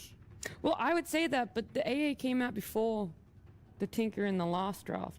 Well, that was obviously some kind of genius Kunkka AA laning maneuver. But this, I don't know. Preempted a bit. So AA used to be an okay, I'm just going to say okay, answer to the healing Tinker. It wasn't even a hard counter because the defense matrix still applies, so you're still going to absorb damage. But I'm pretty sure this is going to be like a carry Tinker, so I don't think A is particularly good. I know it gives you follow-up damage with Primal Beast, who's going to enjoy that magic amplification, but like, why? You're playing against a Lycan. They could just pick Snapfire. I mean, that's what I mean. At this point, like, if you're only doing it just for damage, there has to be better heroes this game. So, I don't know, there's something that, maybe there's just a hero that they want to pick later on that would be a problem if they didn't have A. Maybe. I won't linger on it too much. Maybe. Yeah. I'm not smart enough. And the Lycan just looks very juicy right now, you know what I mean? Like, he sees these heroes and he's like, this looks like a free game. Even the Howl against the Primal Beast Trample, it works, that it reduces his damage. So even in some ways, it's actually an okay hero against Primal. I will say Primal used to be a decent answer versus Tinker core, because you can kind of dive him early on. It's a bit of like a psycho thing. Like, you have to play very well and you have to have your supports join you, maybe Nature's Prophet in this case, and you can slow him down. But now we're getting responses from P-Vision, Clockwork, a hero that both Ducalis and 9 class play very well. So currently I'm really liking what P-Vision has. And I don't know if it's just because Tidebound's heroes are just, to me, they make no sense right now. It's the AA, guys. I think it's AA. All along, yeah. I was gonna say, you know what they've done? They've P-Vision had a wonky draft in game 1, so that nothing could ever be as bad as that game 1, and we'll always now favor them every time we see that draft. Fair enough. I don't know. For me, I'm looking at Tidebound. I'm like, maybe it could be nice if there was a Mars pick here, because then you're kind of ensuring that your AA ult's going to hit. I mean, you can do that with Primal too, but I like maybe the idea of team fighting early and running at them with big tanky men. You could also buy that Yules as well that ensures your stun on the Storm Spirit. I'm pretty it's sure also a way to dispel the they tinker. need a mid, right? They could put Primal mid. It's a bit tricky because Primal against Clockwork can be annoying to put on the side lane. Yeah. So maybe mid is better, but Storm's gonna get a free lane. Free lane. I mean, I feel like these actually Embers don't know. and Queen of Pains have very little counter this game. Where if you put your... So basically your counter no matter what as a Primal versus Clock. Yeah. I think that's just the life of, you know, Clock versus Primal. And do you want to subjugate Nothing to Say to just being countered? Because the lane's not good, right, against Storm, and the game won't be good either versus Clock. Choices to be made here, but I don't think it's a good spot to be in one way or another. Maybe you just pick a Shiro hero, but then maybe he's NP. And then he's also versus Lycan. I'm seeing a lot of problems here for I can see the approach with... I mean, Queen of Pain, I think, is better overall to scale into the game. Ember sort of works better for their heroes. Right. They'll just take Doom. Okay. Could be a Doom carry, in theory. Yeah. Very versatile heroes here, except for AA. We don't really know where they're going to go. But after seeing this, I personally would say it probably is Primal mid, Doom off, and NP carry. I feel like every time you try to think about the Tidebound draft, you're just left with more questions. It's kind of... If I'm in Tidebound's position and I'm coaching, and let's just say I wasn't part of the draft and I was watching this, I'd be a little worried. Okay. Because they're not in a really commanding position here. It feels like P-Vision has responded beautifully to pretty much everything that Tidebound has put out for them. And the concern of that is their first pick, right? Like, P-Vision has the ultra last pick, and they're kind of counter-picking on second pick with that last pick. So we'll see. So we feel like then P-Vision are going to be looking towards banning out supports. And is there anything like that the Tidebound draft is lacking right now that is really needed in this last pick? I still think they need an answer to Lycan, because I'm not seeing it. I think Doom can lane pretty well into Lycan until later. So maybe that's what they're thinking. But if it is Nature's Prophet as a carry, I see too many problems. But it's a bit hard. They're in a hard position. Like Terrorblade, for example, is not very good this game. It's not good against Tinker or Storm. So what hero can cover Lycan, but is also okay in the game against Storm and Tinker? Never mind. Well, we don't have to think too much on it, because this is going to be Ogre. So it's Ogre, Nature's Prophet. They have played this Ogre before with range carries, so this has to be Nature's Prophet carry with the Ogre, and then Ancient Apparition with probably Doom in the offlane, right? Yeah, most likely. This is such a free Lycan game. I'm a little concerned. First pick Lycan. Yeah, it's like no Free way game. for either support to deal with Lycan after he has Helm of the Overlord and these wolves. So then what makes their draft just that little bit stronger? Something that they get to pick up here for themselves, carefree, and just enjoy whatever lane they want to put it on. Really just depends on... Do they want to pick a 9 class hero? Or do they want to pick a hero for Satanic? That's kind of how I'm looking at it, because I know 9 class can play the Tinker, but he could also just pick a different hero. That's why you see the Slark band, a little bit of a mixed bag there, and then Dusa. And they'll pick a 9 class hero. This is something that he played in the previous tournament. That was a cool animation too. He literally jumped off the screen after. Do you guys like Zeus post-fall? We've been seeing it in the support role for... I definitely remember at least one game so far at the road to the international playoffs. I haven't seen enough to have a verdict on it. Okay. But in this game, I mean, it makes some sense. It does a lot of damage. They're playing with these long-range nukes. You have such good reach right now on P-Vision. I feel bad for heroes like AA and even Ogre because, like, yeah, Tinker, Clockwork, all pretty good ranged heroes. Add Storm and Zeus on top of that. You can snipe heroes from halfway across the map, even the invisible wolves. I'd hate to play AA this game. That's basically what I'm getting down to. I feel like that's what you said after game 1 as well. The Vision game on P-Vision is so nice as well. Like, you're gonna be ulting on Zeus, and now your Storm Spirit sees AA, exactly whoever that he wants to kill. On top of that, Tidebound's jump requires Vision, for themselves, and 9 class is gonna be able to just deward everything. It makes Tidebound's game so hard, on top of the fact that their draft already makes it hard.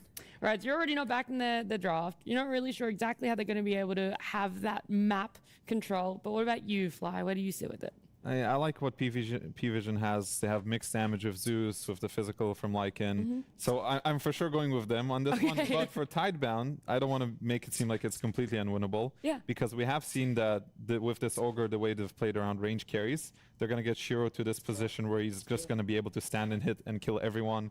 Just like, the old TI Nature's Prophet. So I think that's their win condition. They have to buff up this Nature's Prophet, go in for him, make sure he can get to hit in the fights, and they're going to have a shot to win this game. Maybe even take Tinker's Tower early, like in the early game. That's how I see it, but yeah.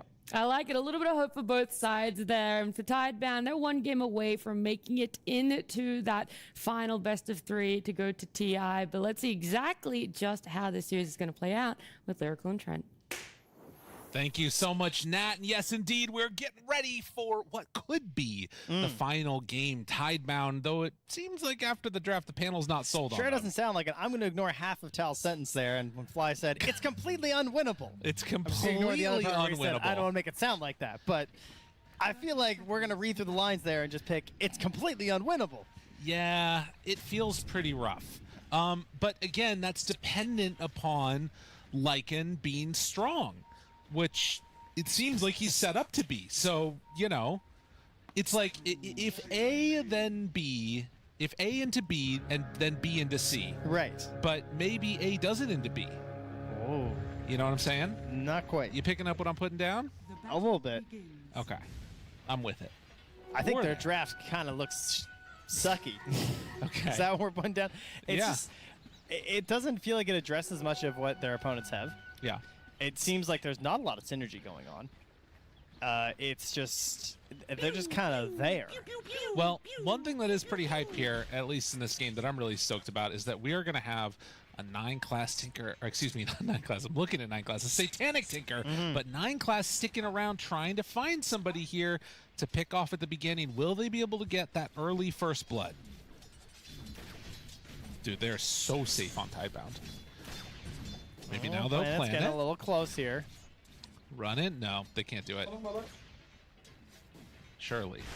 It's not looking like. I mean, they're realizing like, this Lycan appears to be alone up top, which is great news for the Ogre since he has learning curve. So he's like, nice. Yeah. I can actually do something level 1.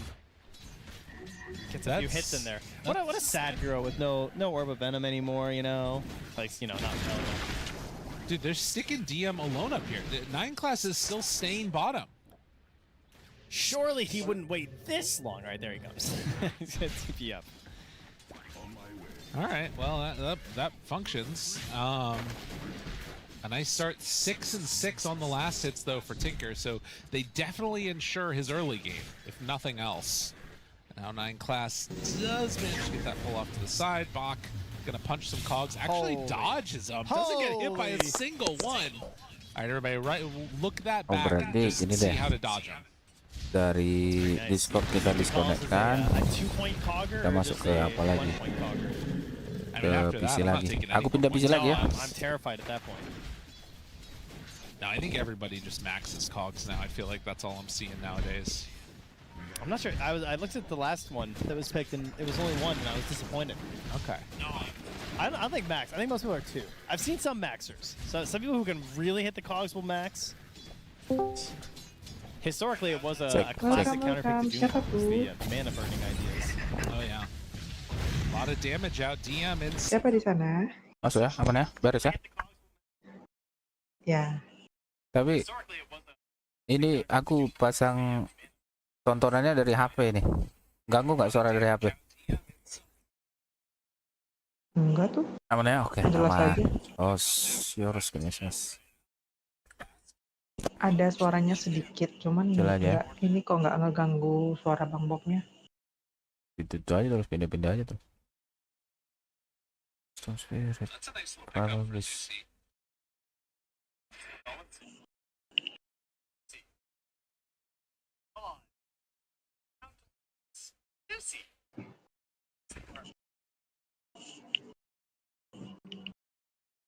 All the people were in the matchup. Yeah, they were just saying, you know, lane for. I mean, this was nothing to say playing prime. He was just like making solid moves all over the map. Like a hot start, rotating. Sometimes even at like this level 4 at times it felt like, depending upon what was happening on the sidelines. Well, I love a good 3-6 rotation on Primal Beast. One of my favorites. Very nice. Night Class takes another couple hits from Shiro. Pretty bloodlusted by Y. And him starts. Very aggressive maneuver.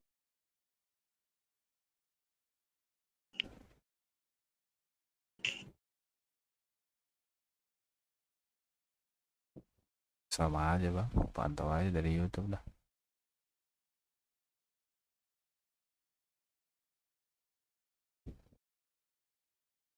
Cuman kita nggak dengar. Oh, ya gimana dong? Nggak ngerti.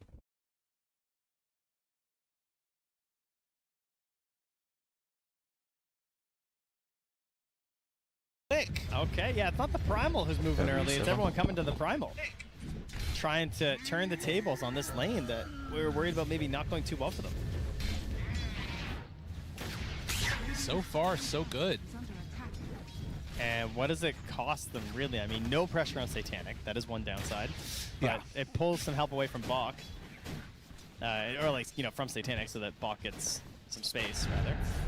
And Nothing to Say is charging through, trying to get through with the creep wave. And currently Clockwork does not have those options to ruin his life. Still causing some problems. Bach paired together Dari sini paling benar udah. And also can retreat back to some stacks that have been built up. It's just a double on the Ancient, but I imagine Planet might be making more of that happen as the game goes later. Raining creep wave. Meantime, DM up top there. Brought down very low.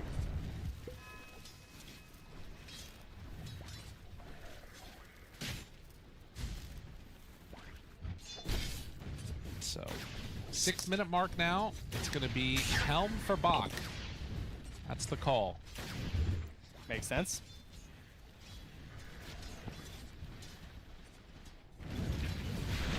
Satanic in some trouble here. Oh, nice spread.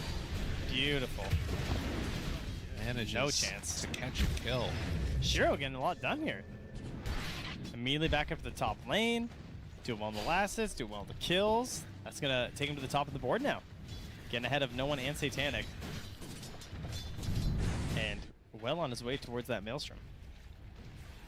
Right now, just that 1 point in Bloodlust making a pretty big difference in why keeping the pressure on. And the other thing about that is they can kind of just make that move again as soon as teleportation's back off cooldown, although Shiro doesn't have a TP to get back home after the fact. It's No one One's downside. also holding a haste rune right now too, so perhaps an opportunity if he sees something. Like for Planet. Yeah. He's coming to scout, but just gonna end up taking a camp away. Coba ngomong Babor, cek lagi. No Tes, stacks tes. on the hard camp means he can't get a double taken away there. Aman ya? Oke, terima kasih. Sampun. Still sitting pretty. Speaking of stacks, gini aja paling. working on building some up here. Ducalis. Oh, you gotta be ready for this one. Ada, mau apa aja dari cek-cek aja dari PC He does dari not HP. have level 6 yet, but Begini aja going paling benar udah. toe-to-toe against no one, make sure that they do not get a free rune, excuse me, the Wisdom Shrine. So DM gets one, Bach gets one. Ducalis is gonna be the dead Clockwork. It's a lot of units down here, but at least Shiro can take himself back up top, and he's going to be safe up here. There's no counter players up in here from no one. I thought maybe he'd immediately go top, anticipating this, but doesn't want to risk it. Rune was running out, so just going to farm his way back towards mid. And 9 Class will be happy to pick up some of this XP in the mid lane, being a support Zeus and whatnot. The stacked camps there for Satanic have been prepped, so he's going to move in and start doing some marching. It's also going to help with 9 Class quite a bit as we start to see some neutrals. Matanya aja hampir tertutup, tapi pikirannya terbuka sekali. I think as he got it in the other series, if I'm not mistaken, Rasis, but still will be getting it on the earlier end.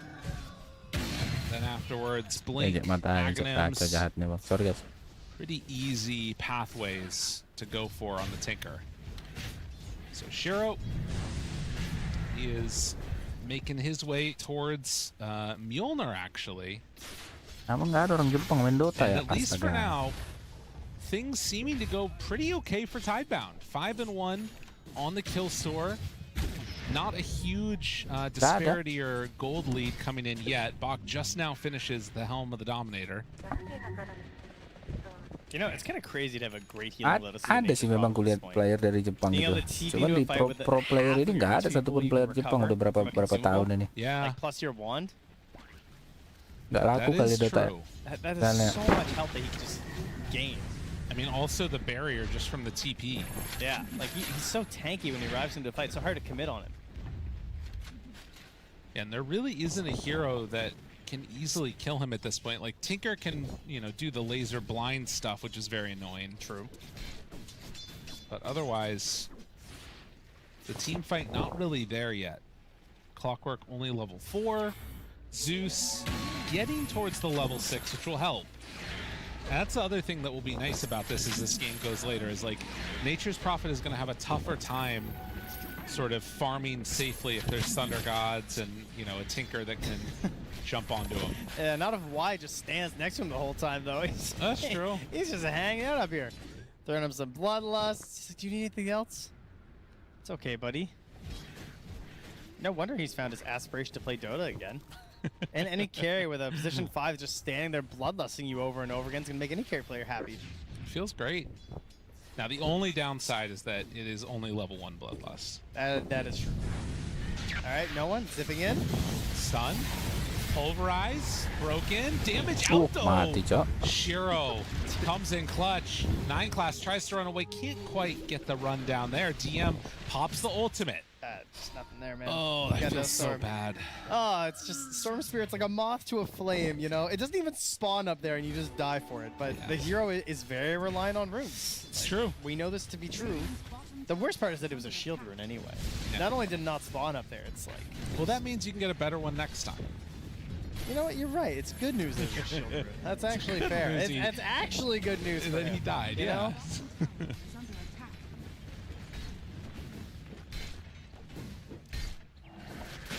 So, game very much feeling just like PvE at this stage. As Satanic spams out the neutral camps.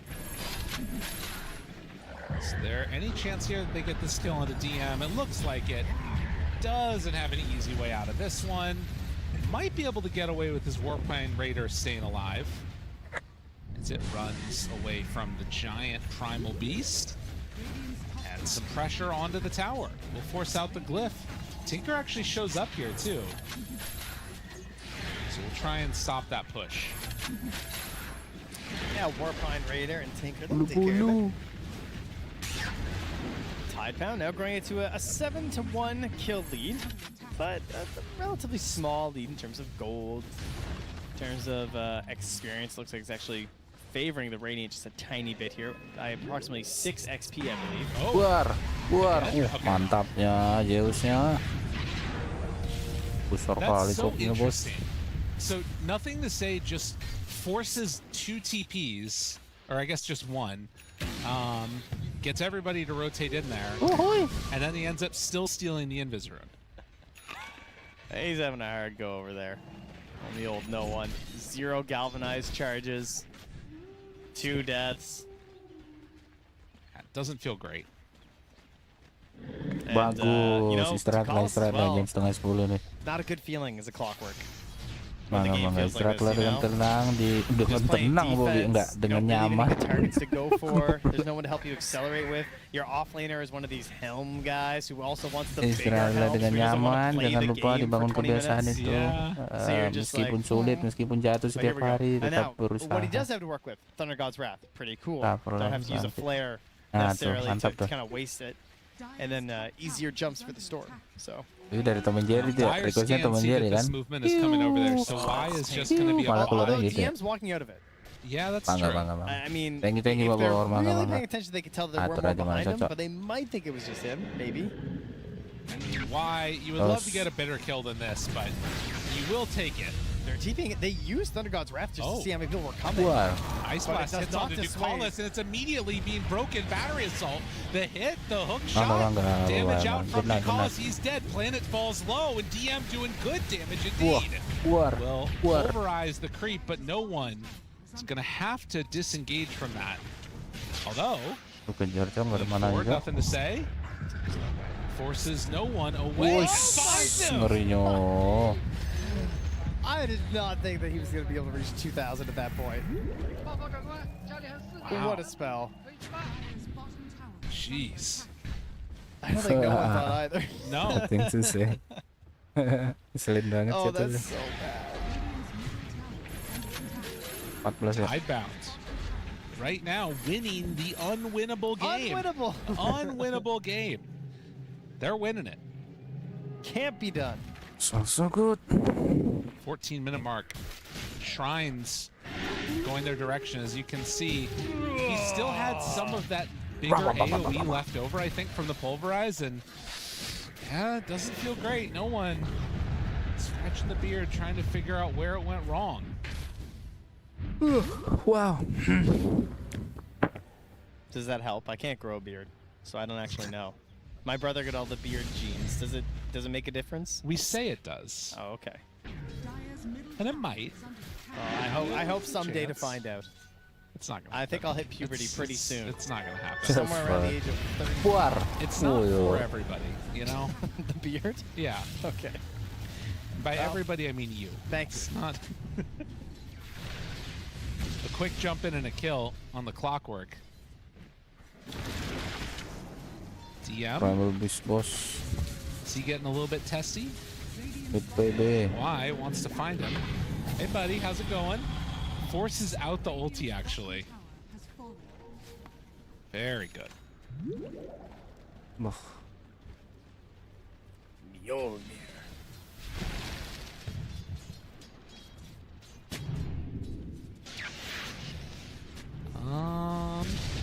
Does he go for just the kill on the 9 class? Are they too worried about other people coming in? Thunder God's Wrath is there, realizes maybe this is not where I'm supposed to be. Ducalis also already hook shot in. Nothing to say, looking for that kill on the support. And indeed, they will be able to run down the clockwork. Wah, ditunggunya sometimes you're on keluar, top of the Cok. world, and some days you just can't get anything going, and I feel like 9 classes have one of those days. Yeah, I don't know what it is. P-Vision are just running into a brick wall. And it's, you know, we're seeing China just like absolutely decimate here. This is on the verge of having both teams, well, 2 of the 3 teams from China on top 2 and directly through to TI. Yeah, 3-0 guaranteed. One of them if they hit 4, so yeah. Kind of ridiculous. What a glow up. But of course, you know, it's an unwinnable game here. Okay. So, yes, you know, it's coming around. They got to get into that unwinnable state. I tell you, once no one gets some galvanized charges, it's gonna look so much better. It's been a tough one for him.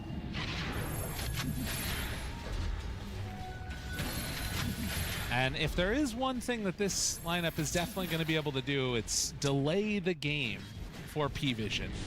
You got Tinker, you got Storm, You're going to be throwing out some wolves, trying to split push and stuff. I mean, the panel is right that there's vision everywhere. Unfortunately, P-Vision can't do anything with it. No, I mean, they've hit the one thing that they really needed on Tidebound, which was Shiro gets massive. Yeah. And Shiro feels like an unstoppable force, and he feels like a tower that just erupts from the ground and kills you.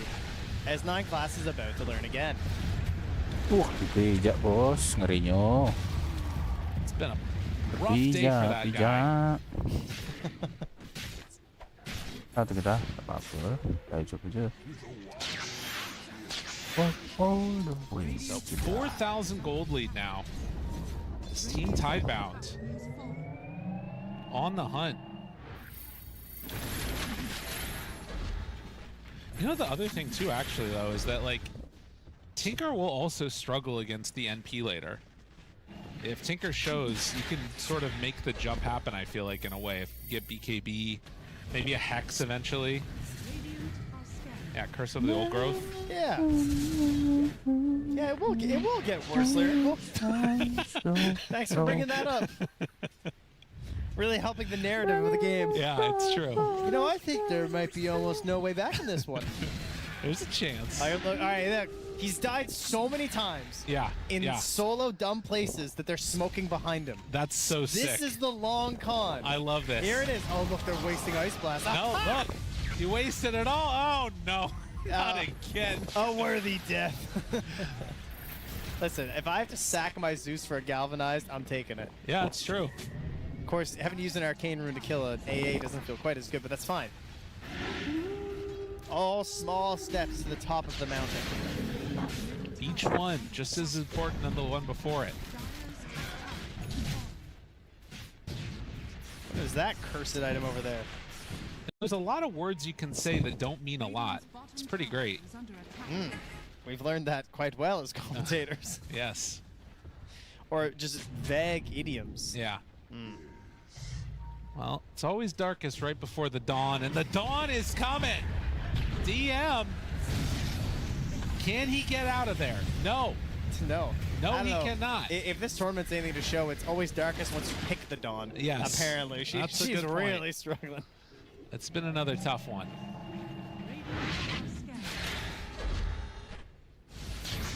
So no one going to be going for the Lincoln Sphere.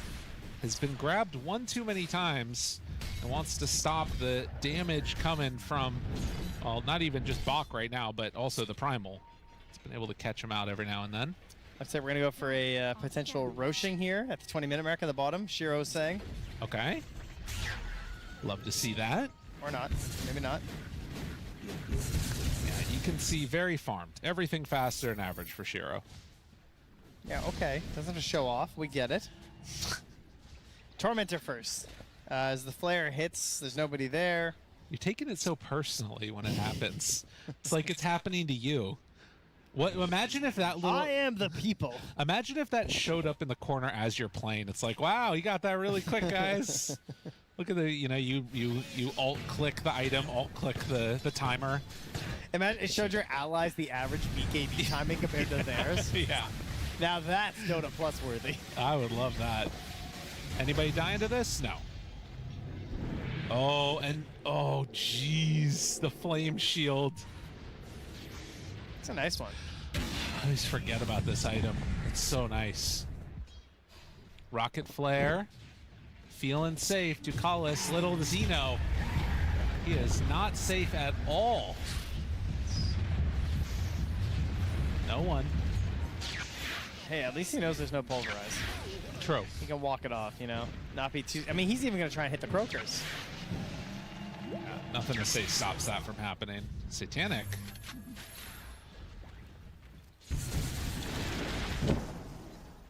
Just mass farming coming out from Shiro. And trying to go for that Curse of the Old Growth soon here, too.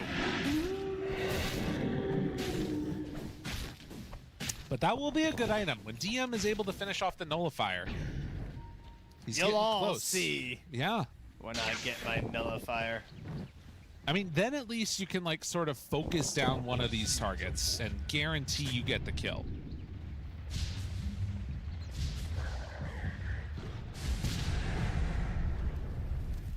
Amp damage All right, denied. nice. Well done by the Wolf.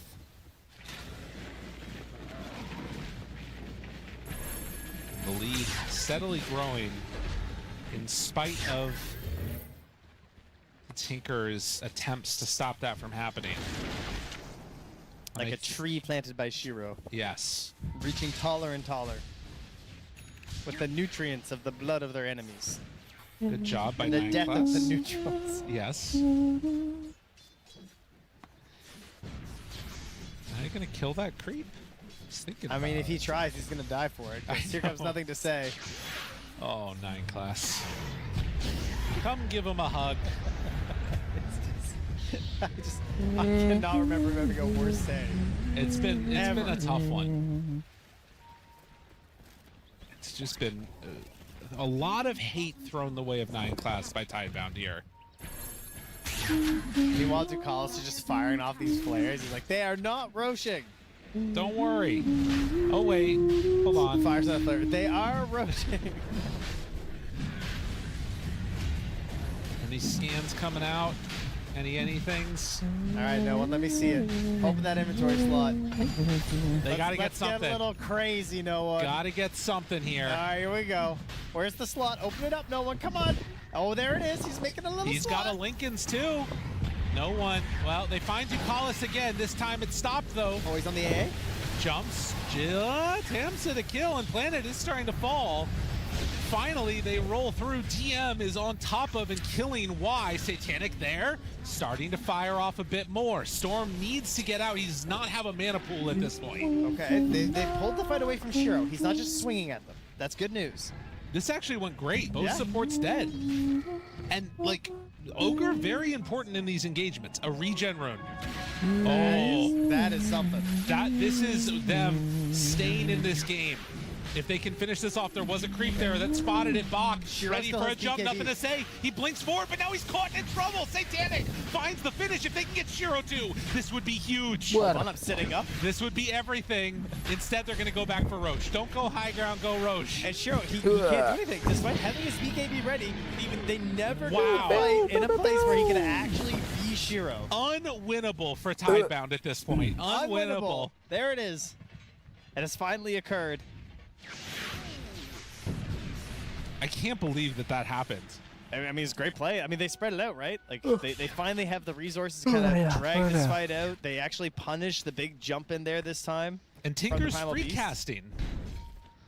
You know what I mean? Like, he's getting everything he wants.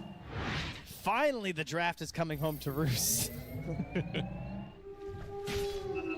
All right, well, 5K gold lead. How much does this Aegis matter at this point for Tidebound? Or is their playstyle going to start changing because of it? Like, do they have to dodge? I don't think... I mean, you just probably don't want to play too isolated. I mean, it matters a lot for P-Vision is what it matters. You know what I mean? Because, like, they can actually just go a little crazy with no one. I would hope that you get some kills. I don't even care about objectives that much, but getting him some more galvanized would be really nice. So a TP block off here from Shiro. Glimmer has a hook shot. Satanic is there though, and now starting to whittle him down a bit. They also have connection if they want to use it. Hook shot lands! What a combo, but he drops down the cogs, and that might actually get him out. Oh. I mean, he had BKB TP anyway, so... I wonder if he would have broken some more mana, but, well, regardless, it doesn't matter. Yeah. All right, there we go. Onto the tower. They're feeling it a little bit here. Got to be careful. I mean, I don't really want to start a fight if I'm Tidebound with no BKB on my Nature's Prophet, so I think they're just backing it up. Man, what a regen rune, honestly. Yeah, that's pretty helpful. Changes everything, and on the bottom side, too. You can control runes the entire game, and then that just happens. They spot Shiro. He's under a ward here. They know he's over here at this camp, but can they kill him? Can TP on to the storm if they want. But no one not going to attempt fate. Kenapa nggak diupdate kocak? 100%. Snap. Gotta love it. Habis ya hari ini ya. Udah selesai bang. Tinggal ini 2 match ini aja. Yeah, that's the other thing that, like, you could... Ada next game itu.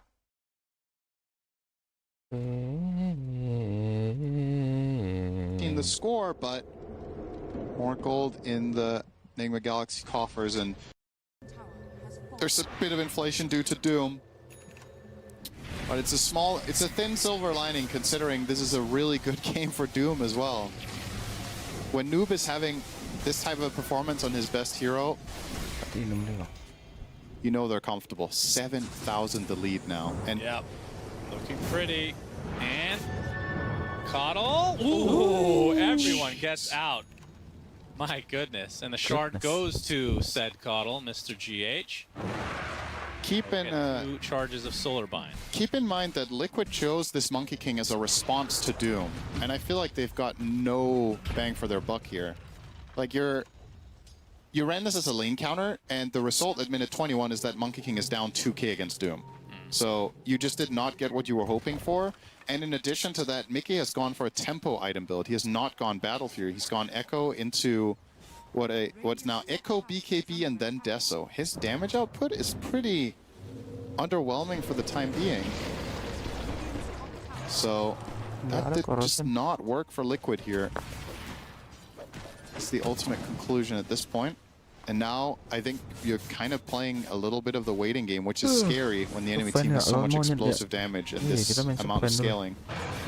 They're going to try to bait a fight here potentially. They're taking some decent stacks for Nisha. Looks like they'll get it cleanly if they want. Yeah, NGX not going to really bother with that at the moment. Is this almost BKB on Noob? Am I seeing this right? Yep. He's just missing 300. Yep. He's a tough one for them to deal with. Like, they have this heavy single target damage between Marcy and Monkey King when Monkey King gets another item. But until then, I feel like Noob is pretty safe to just BKB blink in and just go on literally anything he wants. I think he can just break the fight. And going on Marcy, dooming Marcy is extremely impactful. So I think that's the dream start for a fight for Enigma Galaxy, is that Doom finds Marcy and then everybody else just plays around that. Dooming Emperor, of course, is also great. Speaking of, Ghost. Nisha's in there. Recipient of the Searing Chains. Mortimer's Kisses to follow the Boundless Strike as well. Noob trying to tank a little bit of this. Pops the BKB. Who has the Doom available? Soulbind onto 2. Looking for the get the double Doom if he wants to do so. Beautifully done, but Sumail gets insta-gibbed. Insania with the global silence, setting it all up. That's BKB from Saberlight. Okay. Didn't want to pursue any further, it seems, and the Doom will be shrugged off by Mickey in the end. Wait, how did they kill Sumail? Did he jump in with BKB on and then get globaled? Did they just time it perfectly? Yes. Okay. No. Wait, he's rooted first, right?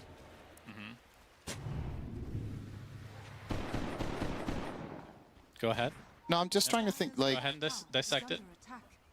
So the kill recap doesn't show when he BKB'd, right? Because it only shows offensive abilities. Yeah. So yeah, okay, it's hard to tell without a replay then, but either way, it's definitely the global silence that makes that moment so crucial for Insania to have the perfect timing there. It was a double Doom too. Okay, we're gonna see the replay here. So Sumail rooted. Rooted. BKB global. Yeah. Okay. Just really nicely timed there. It's so important. If Insania is half a second slower, they lose that fight, I think. Clutch. Indeed. As Omar and company, they're going to find a Snapfire, but Mickey with a nice Boundless Strike onto 2. Soulbind applied, though. And Omar going to try to shrug this off himself, but eventually will be found by the rest of Liquid. Okay. Liquid bounce back. Yeah, that was a very big engagement. Sumail with an Arcane Rune, though. As a Doom is found in the meantime. Noob has to pop the BKB in retreat. Ada TP-nya, bos. Liquid forcing out a lot from NGX. Showing a lot of life all of a sudden. And into the pit. What do you think of this late Deso choice from Mickey? I think it's decent. You're playing with Marcy and Ember's Slight, so there's some added value for teammates in applying minus armor. Well, it looks like they're not going to fully commit. Yeah, they can't make it. They could have actually made it, but they weren't sure how close Enigma Galaxy were. So now Roche is going to go for a walk. That's a lot of wasted time. Yeah.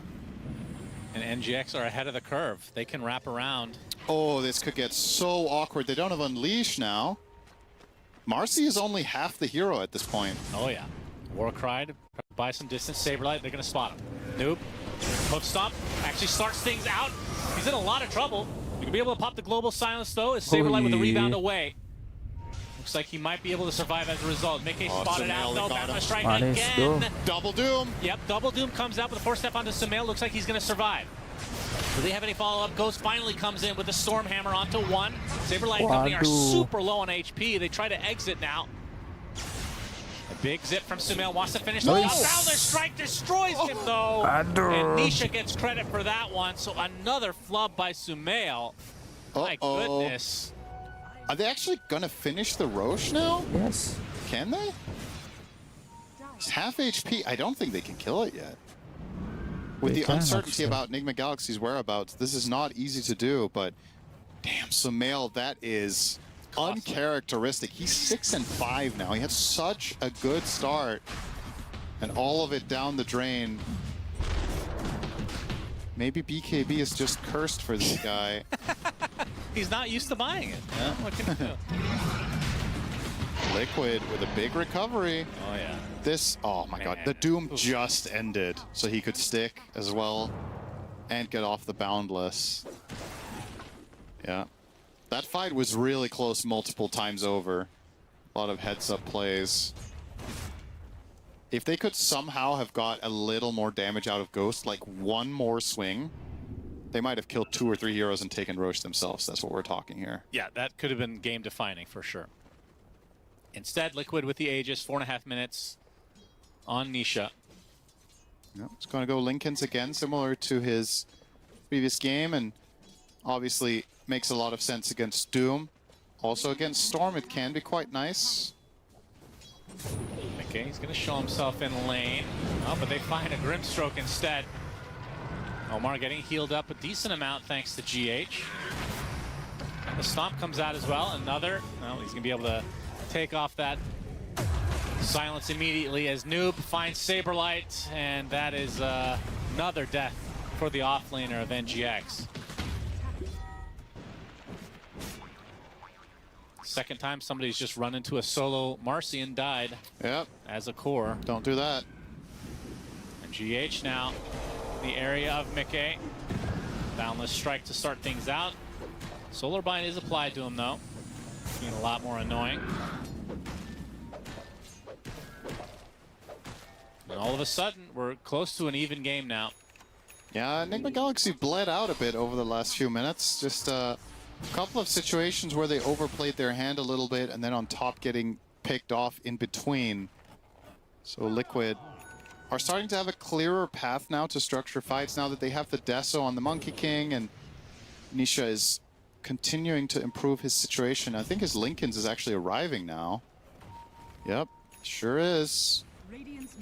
This Ember is going to become a potentially big problem. Yeah, it was only a matter of time if you give him that time. Oop. Almost walked into some mail there. Very close. GH. Yeah, this time probably not going to be getting away.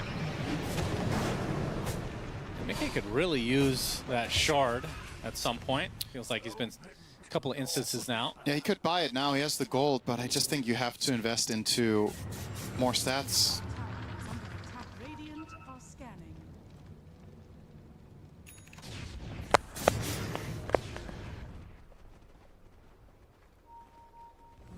The shard doesn't really help you much when you're doomed anyway. True. Which now is more likely that Nisha has the Lincolns.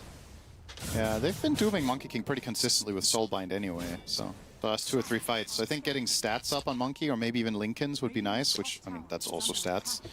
And it is indeed what is in his quick buy. Was that a misclick, or did he see anyone? Oh, they think they can get Doom, but he juked them out by running in a straight line. Next level plays from Noob. That's right. Now he's being spotted on a ward, though. Yep, Saberlight could try again. Yeah, TP support's coming, but not happening. Yeah, Blink TP. Looks like he's good to go. Sepatunya bang. Sekarang tranquil aja. Nanti bisa dijual lagi. Kind of late Wisdom Shrine, 2 minutes after. Yep. And Ghost getting pretty close to Daedalus.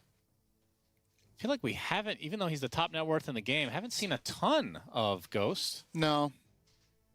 I I feel like once they're able, I mean, again, NGX on paper, like this lineup, if they can take a fight where they're the aggressors, I feel like they have such a good shot still in this game. For sure. Global Silence is just such a big counter to all In of the this. League of Legends proceed, we have the Global has fearless been a thorn in draft like 2 Sumail's years side ago. primarily. The pro rules changed now. Obviously, Every hero can it's be an ability played you just once per largely series. itemize your way out of over time. So in a as match, well. we never see the Insania is same. not having a good enough game that same the hero. refresher is coming in the near future. He is queuing it up. This is pretty standard silencer plays to get one utility item and then go refresher DotA. next. But he only has 1,000 gold, so plenty. There is a of good time to hero, go yeah. before he gets Yes, there. that is proper one. He got There is a best greedy hero, neutral right? though, Cinderin. But there is there is Because it would always an really answer be to ashamed of the us. We didn't mention enemy. that. He likes to mention it 3 to 4 So times per game. drafting, Greedy? drafting is Yeah, the greed. Yep. Well, he is barely killing creeps I now. think it's more so complex in Dota, man. Yeah, that is one issue. He can't really kill them. Okay. But they allow you in Dota Only a minute to left pick the on this same hero, Aegis. man. They let you, like in TI Right, from Liquid side, what's their game plan? 2018. Like, how do you? What They did you picked want to Tide get out of this Hunter Aegis? Did they 3 get times. enough? They don't care. They don't Yeah, ban I think the Tide main thing was to Hunter. take it away. I don't think you're in a commanding enough position where you can And just like try to mind force control. anything with it, like a One tower of the or pro players back then. I guess there's nothing else He's to really using force, right? Tide Tormentor, Hunter I 3 believe, times. just respawned recently, if I'm not mistaken. And Well, wait, was he it them? lose so they bad. did take it early on Everybody Enlight remember Galaxy, that so. match until this point. I guess was- maybe you could have gone for the Torm with this. Dang, dang, The dang, tier dang, 2 dang, instead dang, dang, dang. now is all right, now that it's set up. Not really committed for this. It's just a natural progression of the wave push, and Nisha will do it on his own with a little bit of shrapnel help. Or shredder, I should say. Since when Gonna did spot a TP, gonna go on the aggressive, League of to go Legends for start the Insania, But tournament? now will zip completely out of the When? way. Trying to poke What- and prod what is bait the some name response. He of, did get one League of Legends out tournament? of Monkey King. Damn. And perhaps with that, that should open up bottom and mid a bit for the side of Enigma Galaxy. You're seeing the line drawn here as well from Omar. Just drawing push out bot, but it's not fully safe just yet. Let's go. The Silent Assassin Oh, is boy. here. Disposed with the help of his trusty Centaur Conqueror. Permastun. My god, that is filthy. Just for the viewers. That's so dumb. Yeah, it really is such a crazy item for this hero, isn't it? It's obscene. The whole reason rebound is balanced is because you don't always I mean, have a if unit next somebody to you. Right? Yeah. Well, practice that's hard, changed with Marcy. one hero only. Right. Which just begs the And question, they again, how don't did this take allow so by long, this system tech to play that figure hero, it man. out? It's That's been gonna like be so years unfair, to you figure know? this out. Well, it's a compounding of multiple factors, right? The Dominator got buffed, other heroes got nerfed, Marcy got buffed on other abilities. It's just, at some point, heroes reach critical mass, and it can be kind of hard to predict What when is that the name is. of But League of Legends I would tournament? definitely argue that Marcy is there right now. In Dota, we call it the international. Even game now in gold. Oh yeah. But the It's gold been like that distribution is since what's the first interesting here. So international. Sven is ahead of everybody else, but the next 2013, three are liquid heroes with 2012. a decent gap now. And then GH ahead of the enemy supports. I think I would kind of like to see GH go Ags here for a couple reasons. First of all, the type of fights that we've seen so far are pretty long. So dropping the Ignis Fastest in the middle of the fight is nice, but in addition, you can cut Monkey King out of trees That's true. with it, which gives it some added benefit in this game. And considering that a big part of the enemy team's damage is Monkey King and Marcy, who are very much going to stack on top of each other in fights in order to assassinate heroes, you might get some pretty good value out of it. I suppose the downside is that Marcy can break it pretty quickly with Never heard Unleash. about it, man. But if you're even misdirecting her in the fight to do that a little bit, I think that's already quite valuable. So far, he's queuing up Greaves. I can't say I love Never that. play LOL. The League dispel of for the Legends. silence. Yeah. I mean, it did feel like they needed a Lotus or something this game. Always been playing Dota. Yeah, the man. question is if One it's game guy. GH's responsibility to get the dispel versus Omar. I think Well, Omar... considering the farm for Omar right now. True. Doom could also have bought Lotus instead of Shiva's, I would argue. Yeah, he can sell it. True. Yeah, we could do that. Yeah, I'm not sure. Maybe Greaves. Case shown. I think if you want to go the Greaves route, then you should go Lotus instead on Caudle, I guess, because then you can also use it on a teammate instead. Yeah. If there's a key moment where Sumail gets silenced and you can Lotus him, it could just change the entire game. True. For example. Oh, Misha. He's going to pop the smoke. He's invisible. Saberlight, they think it's only just the Doom right now. There's the zip from Sumail. Inkswell. He's actually going to get Boundless Strike. Oh my goodness. Both they actually get the global silence as well. No. That is so unlucky for Sumail. Down for a full minute. And Ghost has to pop the BKB and retreat. Question is, will everybody else get out? Oh my god. Nisha looking to push the envelope. Oh my god. Force god. a buyback that is not to come for Sumail. Oh Soulbind my god. used with nothing after the fact. I mean, not that it ever really is the time, but this is just not the time to play a Oh worst game my of the God. tournament, is it? Like, Sumail That's a loss. just multiple times over, having these moments where things just go wrong. And again, credit to Insania with a good global, but at this point, you have to begin, you must have got used to it, right? Like, this has happened 3 times in a row now in this game, so you have to adjust your playstyle around it and approach the fights differently. I think instead of Sumail initiating in the fashion that he is, send Doom in the front, accept that you don't get a double Doom, and maybe just start something, and then have a Sven follow up, and Sumail has to be a little bit more patient. Perhaps that would be one way to do it. But at the very least, the way Enigma Galaxy are doing it right now is just punishing them over and over and over again. I mean, that's a good point. It feels like they are trying to get this double Doom when in actuality, I don't know if it's 100% necessary to win to get that, right? It's nice. Yeah. And it's also not that reliable. That's the other thing, because you need specific conditions to be met first. Right, they have 2 Lincolns, so it's going to be hard to. It's getting harder and harder anyway, yeah. Well, that one hurt NGX quite a bit. Liquid now with a 4K lead. Roche will be up relatively shortly. It looks like a full timer, actually. Another minute. Yeah, pretty much maximum time, you're right. Wait, is Boxy going for Ags? Let's see. What is the point booster for? It could be Octarine as well. Where's the rest of it? It just wants the. Maybe he wants a point booster. Okay. We need more points. Boxy Galaxy is breaking the smoke. The smoke is going to be spotted. Shiva's off from Noob. We'll be able to take out the pesky Snapfire, but at what cost exactly? Ghost uses the God Saberlight is in a very compromised position here. An opening with the Doom. They're going to try to go for the double Doom. There's the global silence though, but the right clicks from the Sven are quite a bit. Saberlight will drop as a result. Now Ghost on the run, but Mickey's down with the Boundless Strike to delete him. Buyback now from the Grimstroke. Mortimer Skis is not going to do too much. It's Boxy. This is going to be a dieback for him. Drops for the 2nd time as GH will drop for the 1st. So Sven dying, likely this is the end of the fight for NGX regardless. Faker, yeah. I heard Faker. Only a matter of time before he bites the dust as well. So 3 dead for NGX. It's like the top. Roche is now available. That's the only one player Enigma that I were heard. hoping that Global was still on cooldown from the previous engagement, but Chinese, right? Insania did have it again. I thought it was pro player from it. And this is a really, Mobile really big Legends? fight I for don't know. Liquid to win, because this is going to give them the is from 2nd LoL? Aegis. I don't Buy really them know, man. But I one more heard time, about and there it is. Korean eyes. Refresher now. Insania only had 1,000 gold for it Yeah, we don't have 8 many minutes ago. Korean player, man. All of a in sudden, Dota.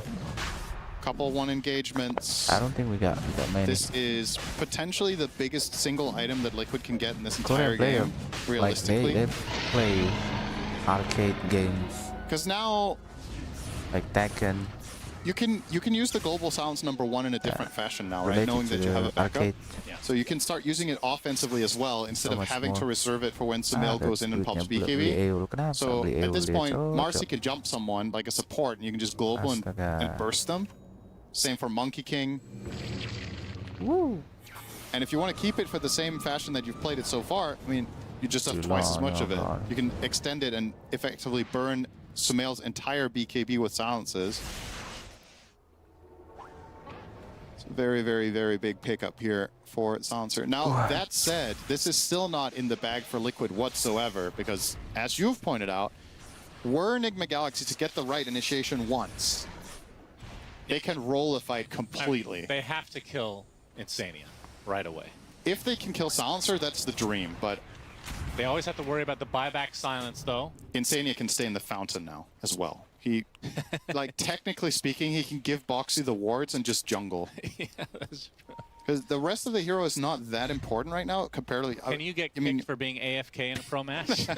I mean, you obviously want him there for some added benefit from Solar Crest, right? But it's way, way, way more important for him to stay out of trouble than try to min-max everything. His 2 globals are 90% of his impact. The last 10%, it's nice, but just make sure you're never susceptible to getting jumped. Yeah.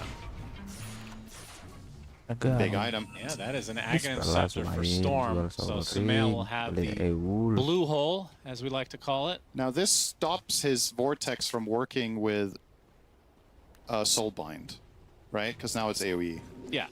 But not that he was getting double pulls before anyway, and if he were, he would still get them now just with AoE most likely, so... Yeah.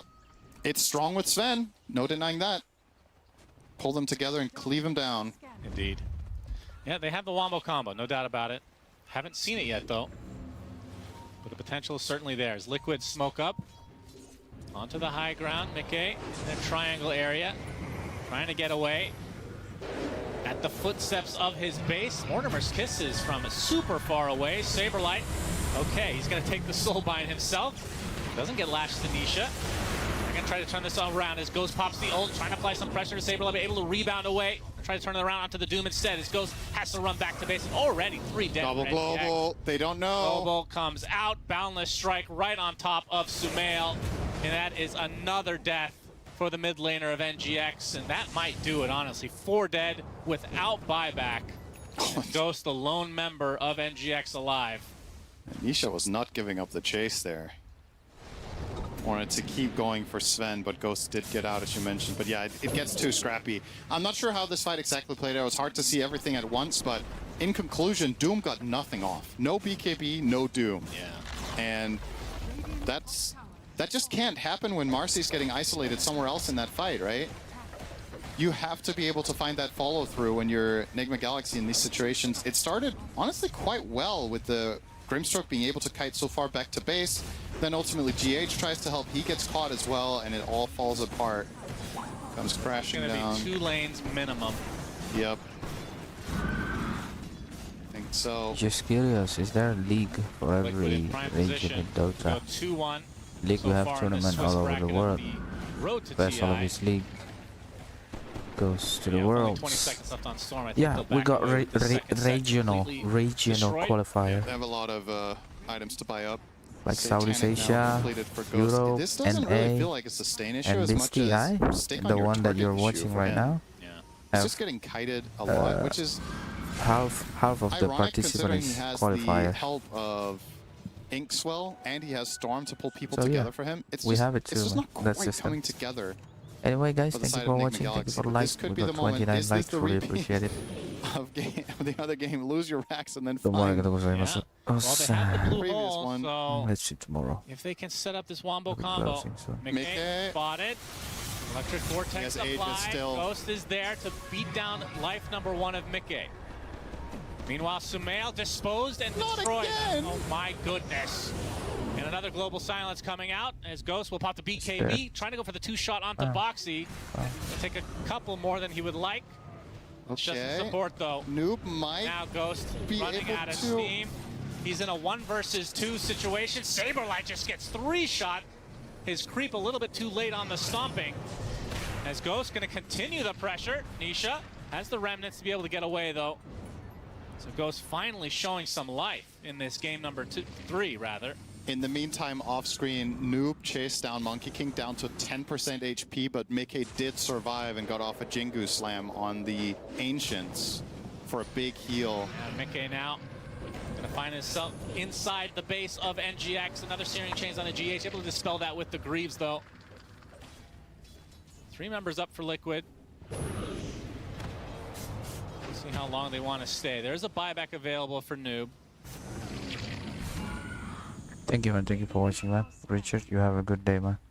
Thank you. It's nice to talk with you, man. Scan comes out to Really make sure appreciate that it. Liquid are not up to any I hope your sort work of is shenanigans. easily done. Have fun, buddy. Have fun. And NGX, all they can do Have is some wait. music. Yeah. Thanks, man. They just need a better fight from Sumail. That's really it, right? They have to find a way of setting it up, whether it's going to come from him or come from someone else. It's just so much harder now that there's Refresher and Silencer to really pull this off. But if it's what it takes, I think they have to just be exceptionally patient on the Storm, or he has to buy a different item than. So he's going Refresher now. Yeah, I guess then you can refresh BKB when you jump in, perhaps. I don't know. Is it crazy of me to think he could buy like Wind Waker or Lotus as well instead, or maybe Refresher's just the better choice in that case, regardless. Is that a rough one though? Yeah. No matter how you look at it. Yeah, 8 deaths right now. I think it's the second most in his team. No, it's the most. Yep. On Storm. Yep. Yeah, I mean, Liquid have been on top of him, no doubt about it.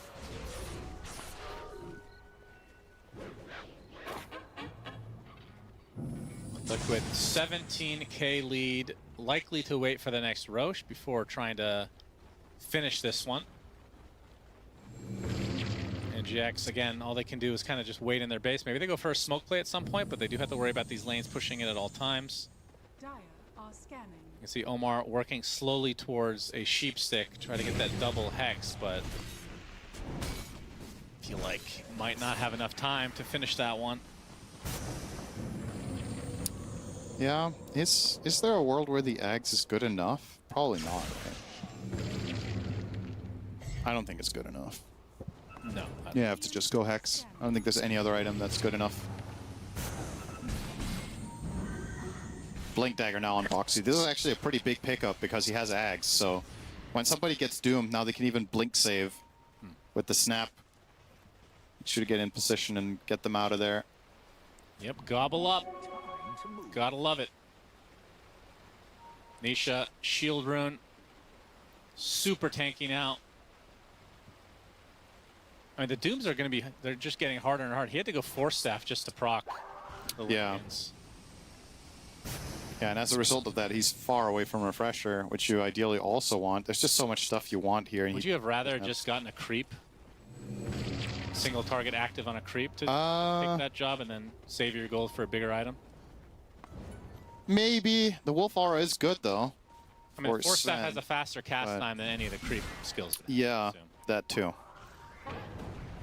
Honestly, I think it's fine. This is just it's an I don't know if unfortunate is the right word to use here, but it's a sad circumstance that Noob was having such a good game just 20 minutes ago, but then fight after fight after fight comes just kind of crumbling for Enigma Galaxy. Now he's 6th on net worth as Doom, right? Like, he's just poor.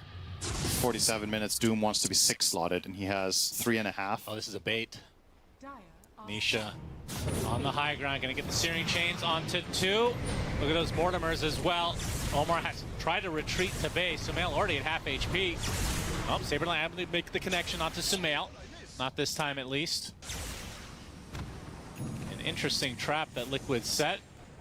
Didn't end up netting much, but if they had more heroes next to Nisha, that would have been really, really good. Oh. GH spotted. Whoa.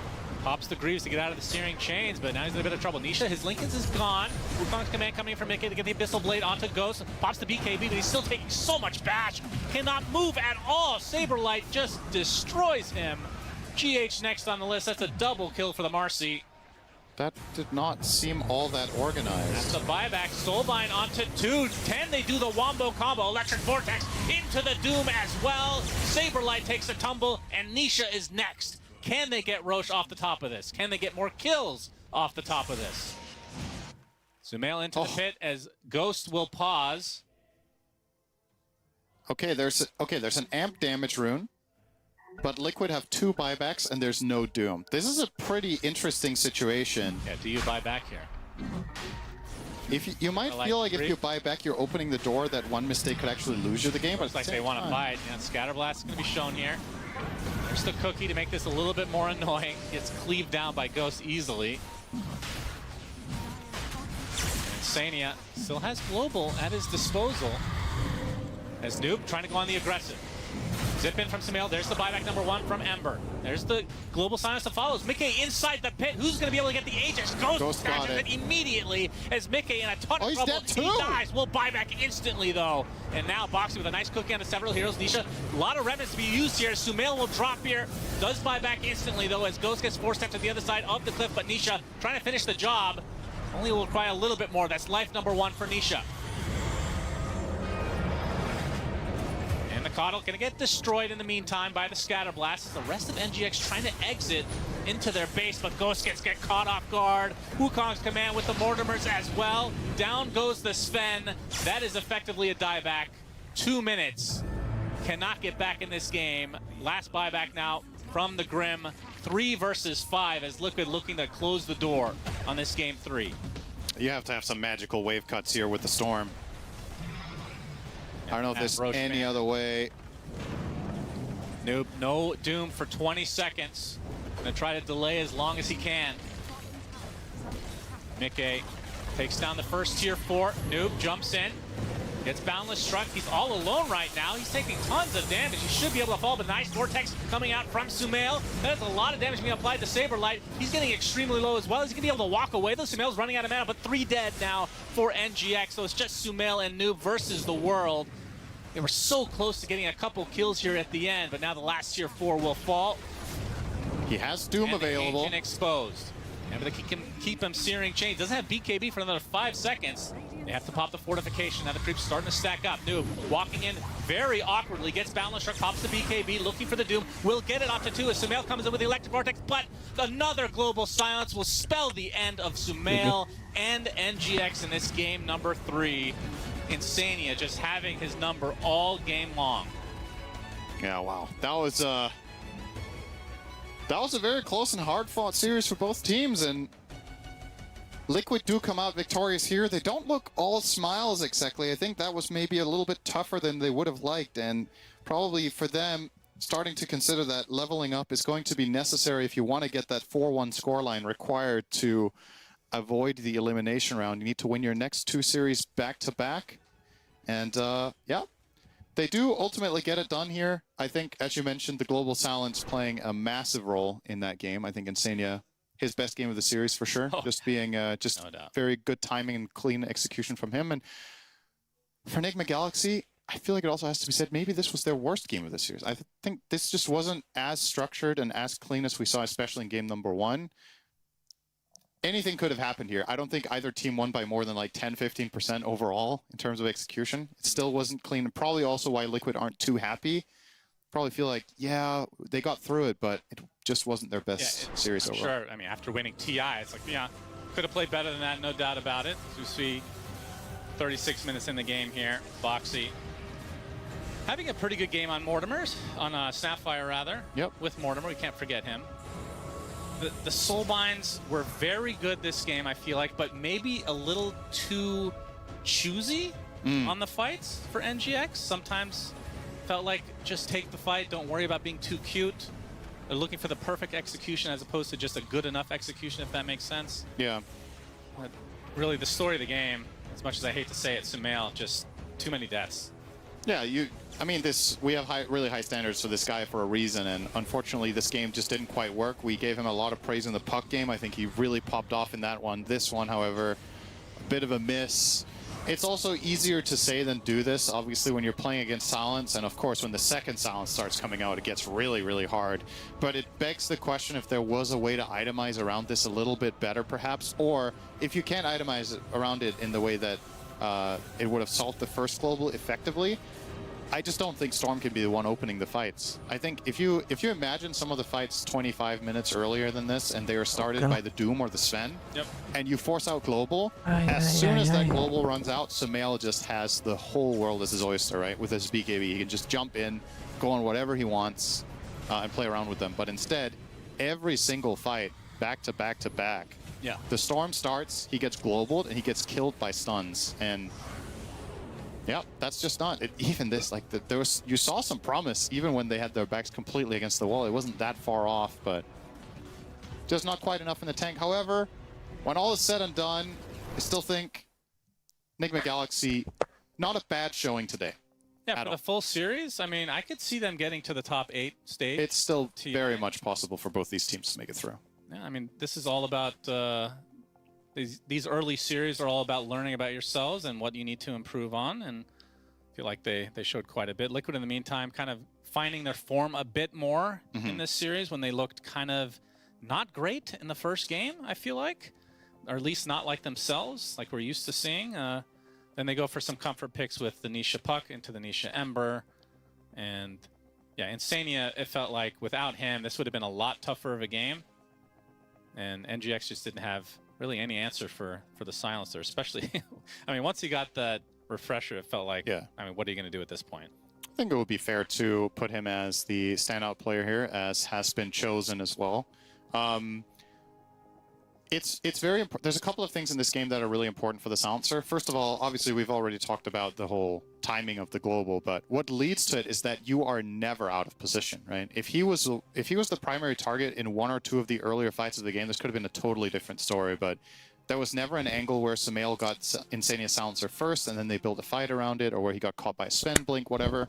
He just played it very calmly, very safely, and did his job the way you really would hope out of a 5 silencer this game. So I think well-deserved. Itemization-wise, very standard. Solar Crest into Refresher. It was what was needed, and it's what he delivered. So, well done. That's right. And I believe we are good to go. So, some good series, both going the distance in 3 games. But, of course, we have more series coming up soon, so stay tuned, ladies and gentlemen.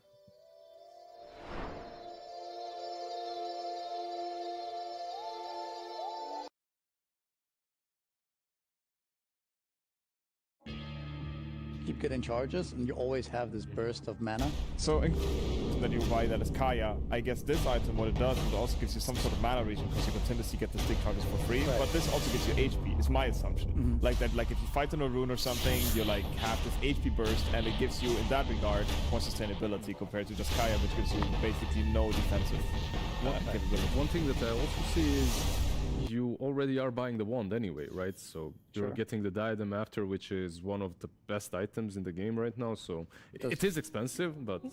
Let's see if Mac or Armel, the mid laners, will go for any of this old new tech we're talking about. But let's dive into the road that these two teams have taken to get to this point, because both of these teams are 0-3 right now in this Swiss road to TI, and that's not a good place to be. And to be honest, if you only watch the first series these two teams played, you might not be expecting these two teams to be here, because they played phenomenal first series. Stormstormer. Yes, I agree, because in the beginning, if you look at this graphic right here, you can see that Boom had to play against Liquid and Nemesis had to play against Falcons. These were two really, really strong contenders. They won multiple lands during the season, and now obviously some of the favorites heading into this tournament together with T-Spirit and such teams. And these series honestly were insanely close. There have been matches that were longer than 1 hour, and you can see back and forth action over and over. We saw from Nemesis against Falcons, for example, or let's dive into Liquid against Boom first of all, that Liquid for the majority of the game has had the lead in net worth, but you can see there later at the 57-minute mark or something that the net worth came back to completely even. So this proves that a team like Boom Esports actually has like what it takes to be a strong team or keep up with this, the strongest teams of this event. And here also in Nemesis against Falcons, in this you can actually see that for the majority of the game later on, Nemesis was leading in net worth, and Falcons only at the very end of the last 7 minutes found a way to climb their way back into the team.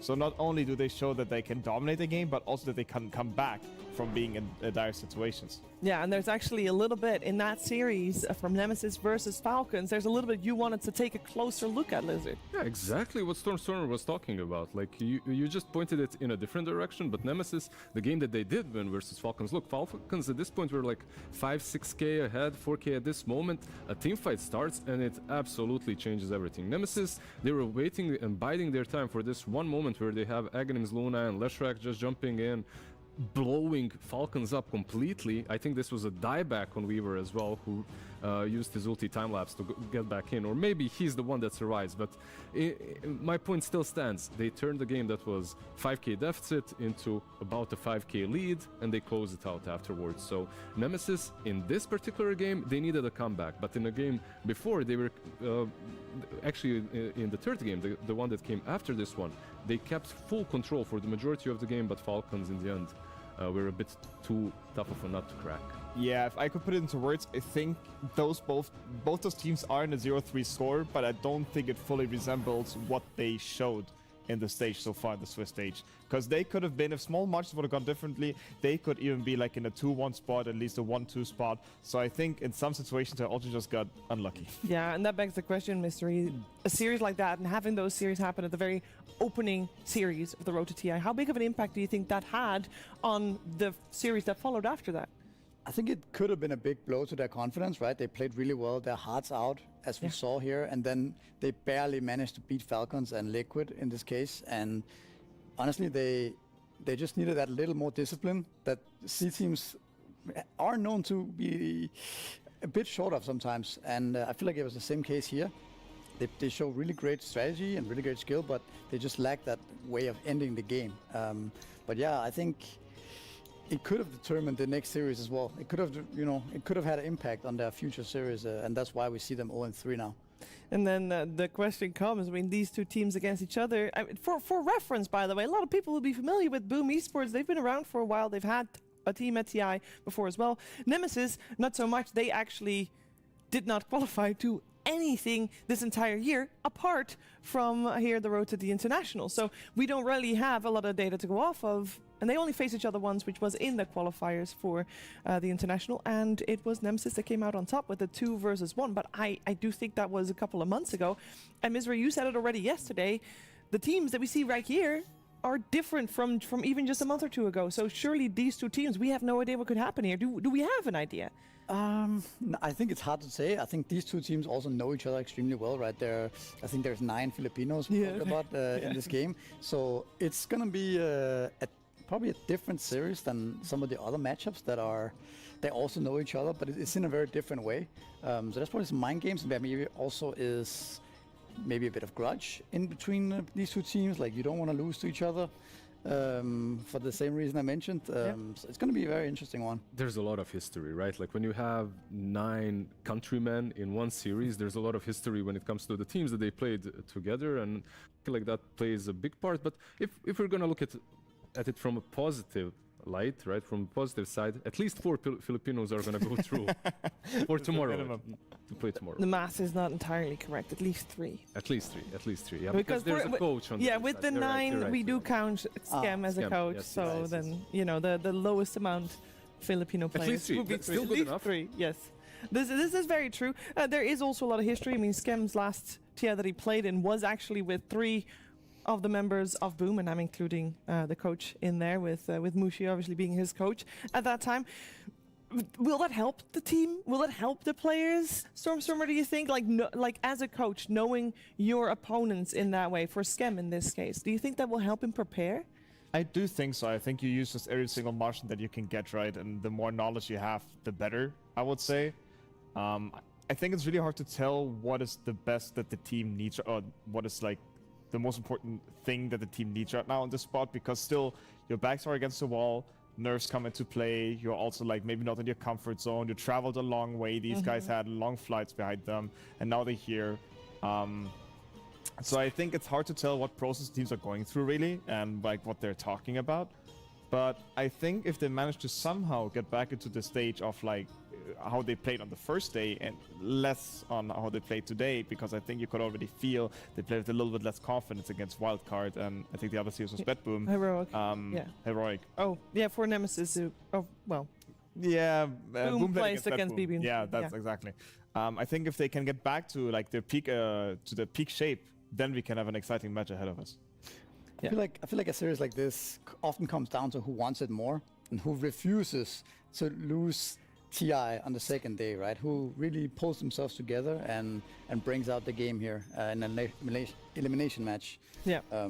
There is pressure, but at the same time, you can use that to fuel yourself, right? Yeah. Let's dive a little bit deeper into this matchup in terms of playstyle and players and lanes potentially. I know Stormstormer, you always look at that mid lane, so I do want to get this out off the bat. We got Mac and Armel against each other head to head. How do you feel about these two going up against each other? So I have to say I don't know Mac too well. I met him a couple of times in pubs now since he's here in Hamburg, and I can tell this guy is energetic in pubs. It's actually a treat to play with him. I give him mid all of the time, of course, so he can like practice, and also he's higher ranked than me. I'm kind of bad. But this guy is energetic. He loves his slash track from what I could tell. He also played it 2 times here in the playoffs, and he is, I think, just excited to be here. And Armel, of course, is a name we have had in the scene for a long time already. I think he also won one time a 1v1 tournament. I don't recall which one it exactly was, unfortunately, but he is exceptionally good at the laning stage. So I think if I could put into words, we got new blood against like veteran blood, something like that. This is his Max first TI. Yeah, so. Alright guys, that's it for today. I think I will call it a day because I don't know, I will take a rest, right? They will be having the TI. You can watch it on Twitch directly. So thank you for watching. Yeah, thank you for watching, thank you for the like, thank you for the sub. We got some subs today, truly appreciate it guys. See you when I see you tomorrow, maybe at another same time. Merci, au revoir.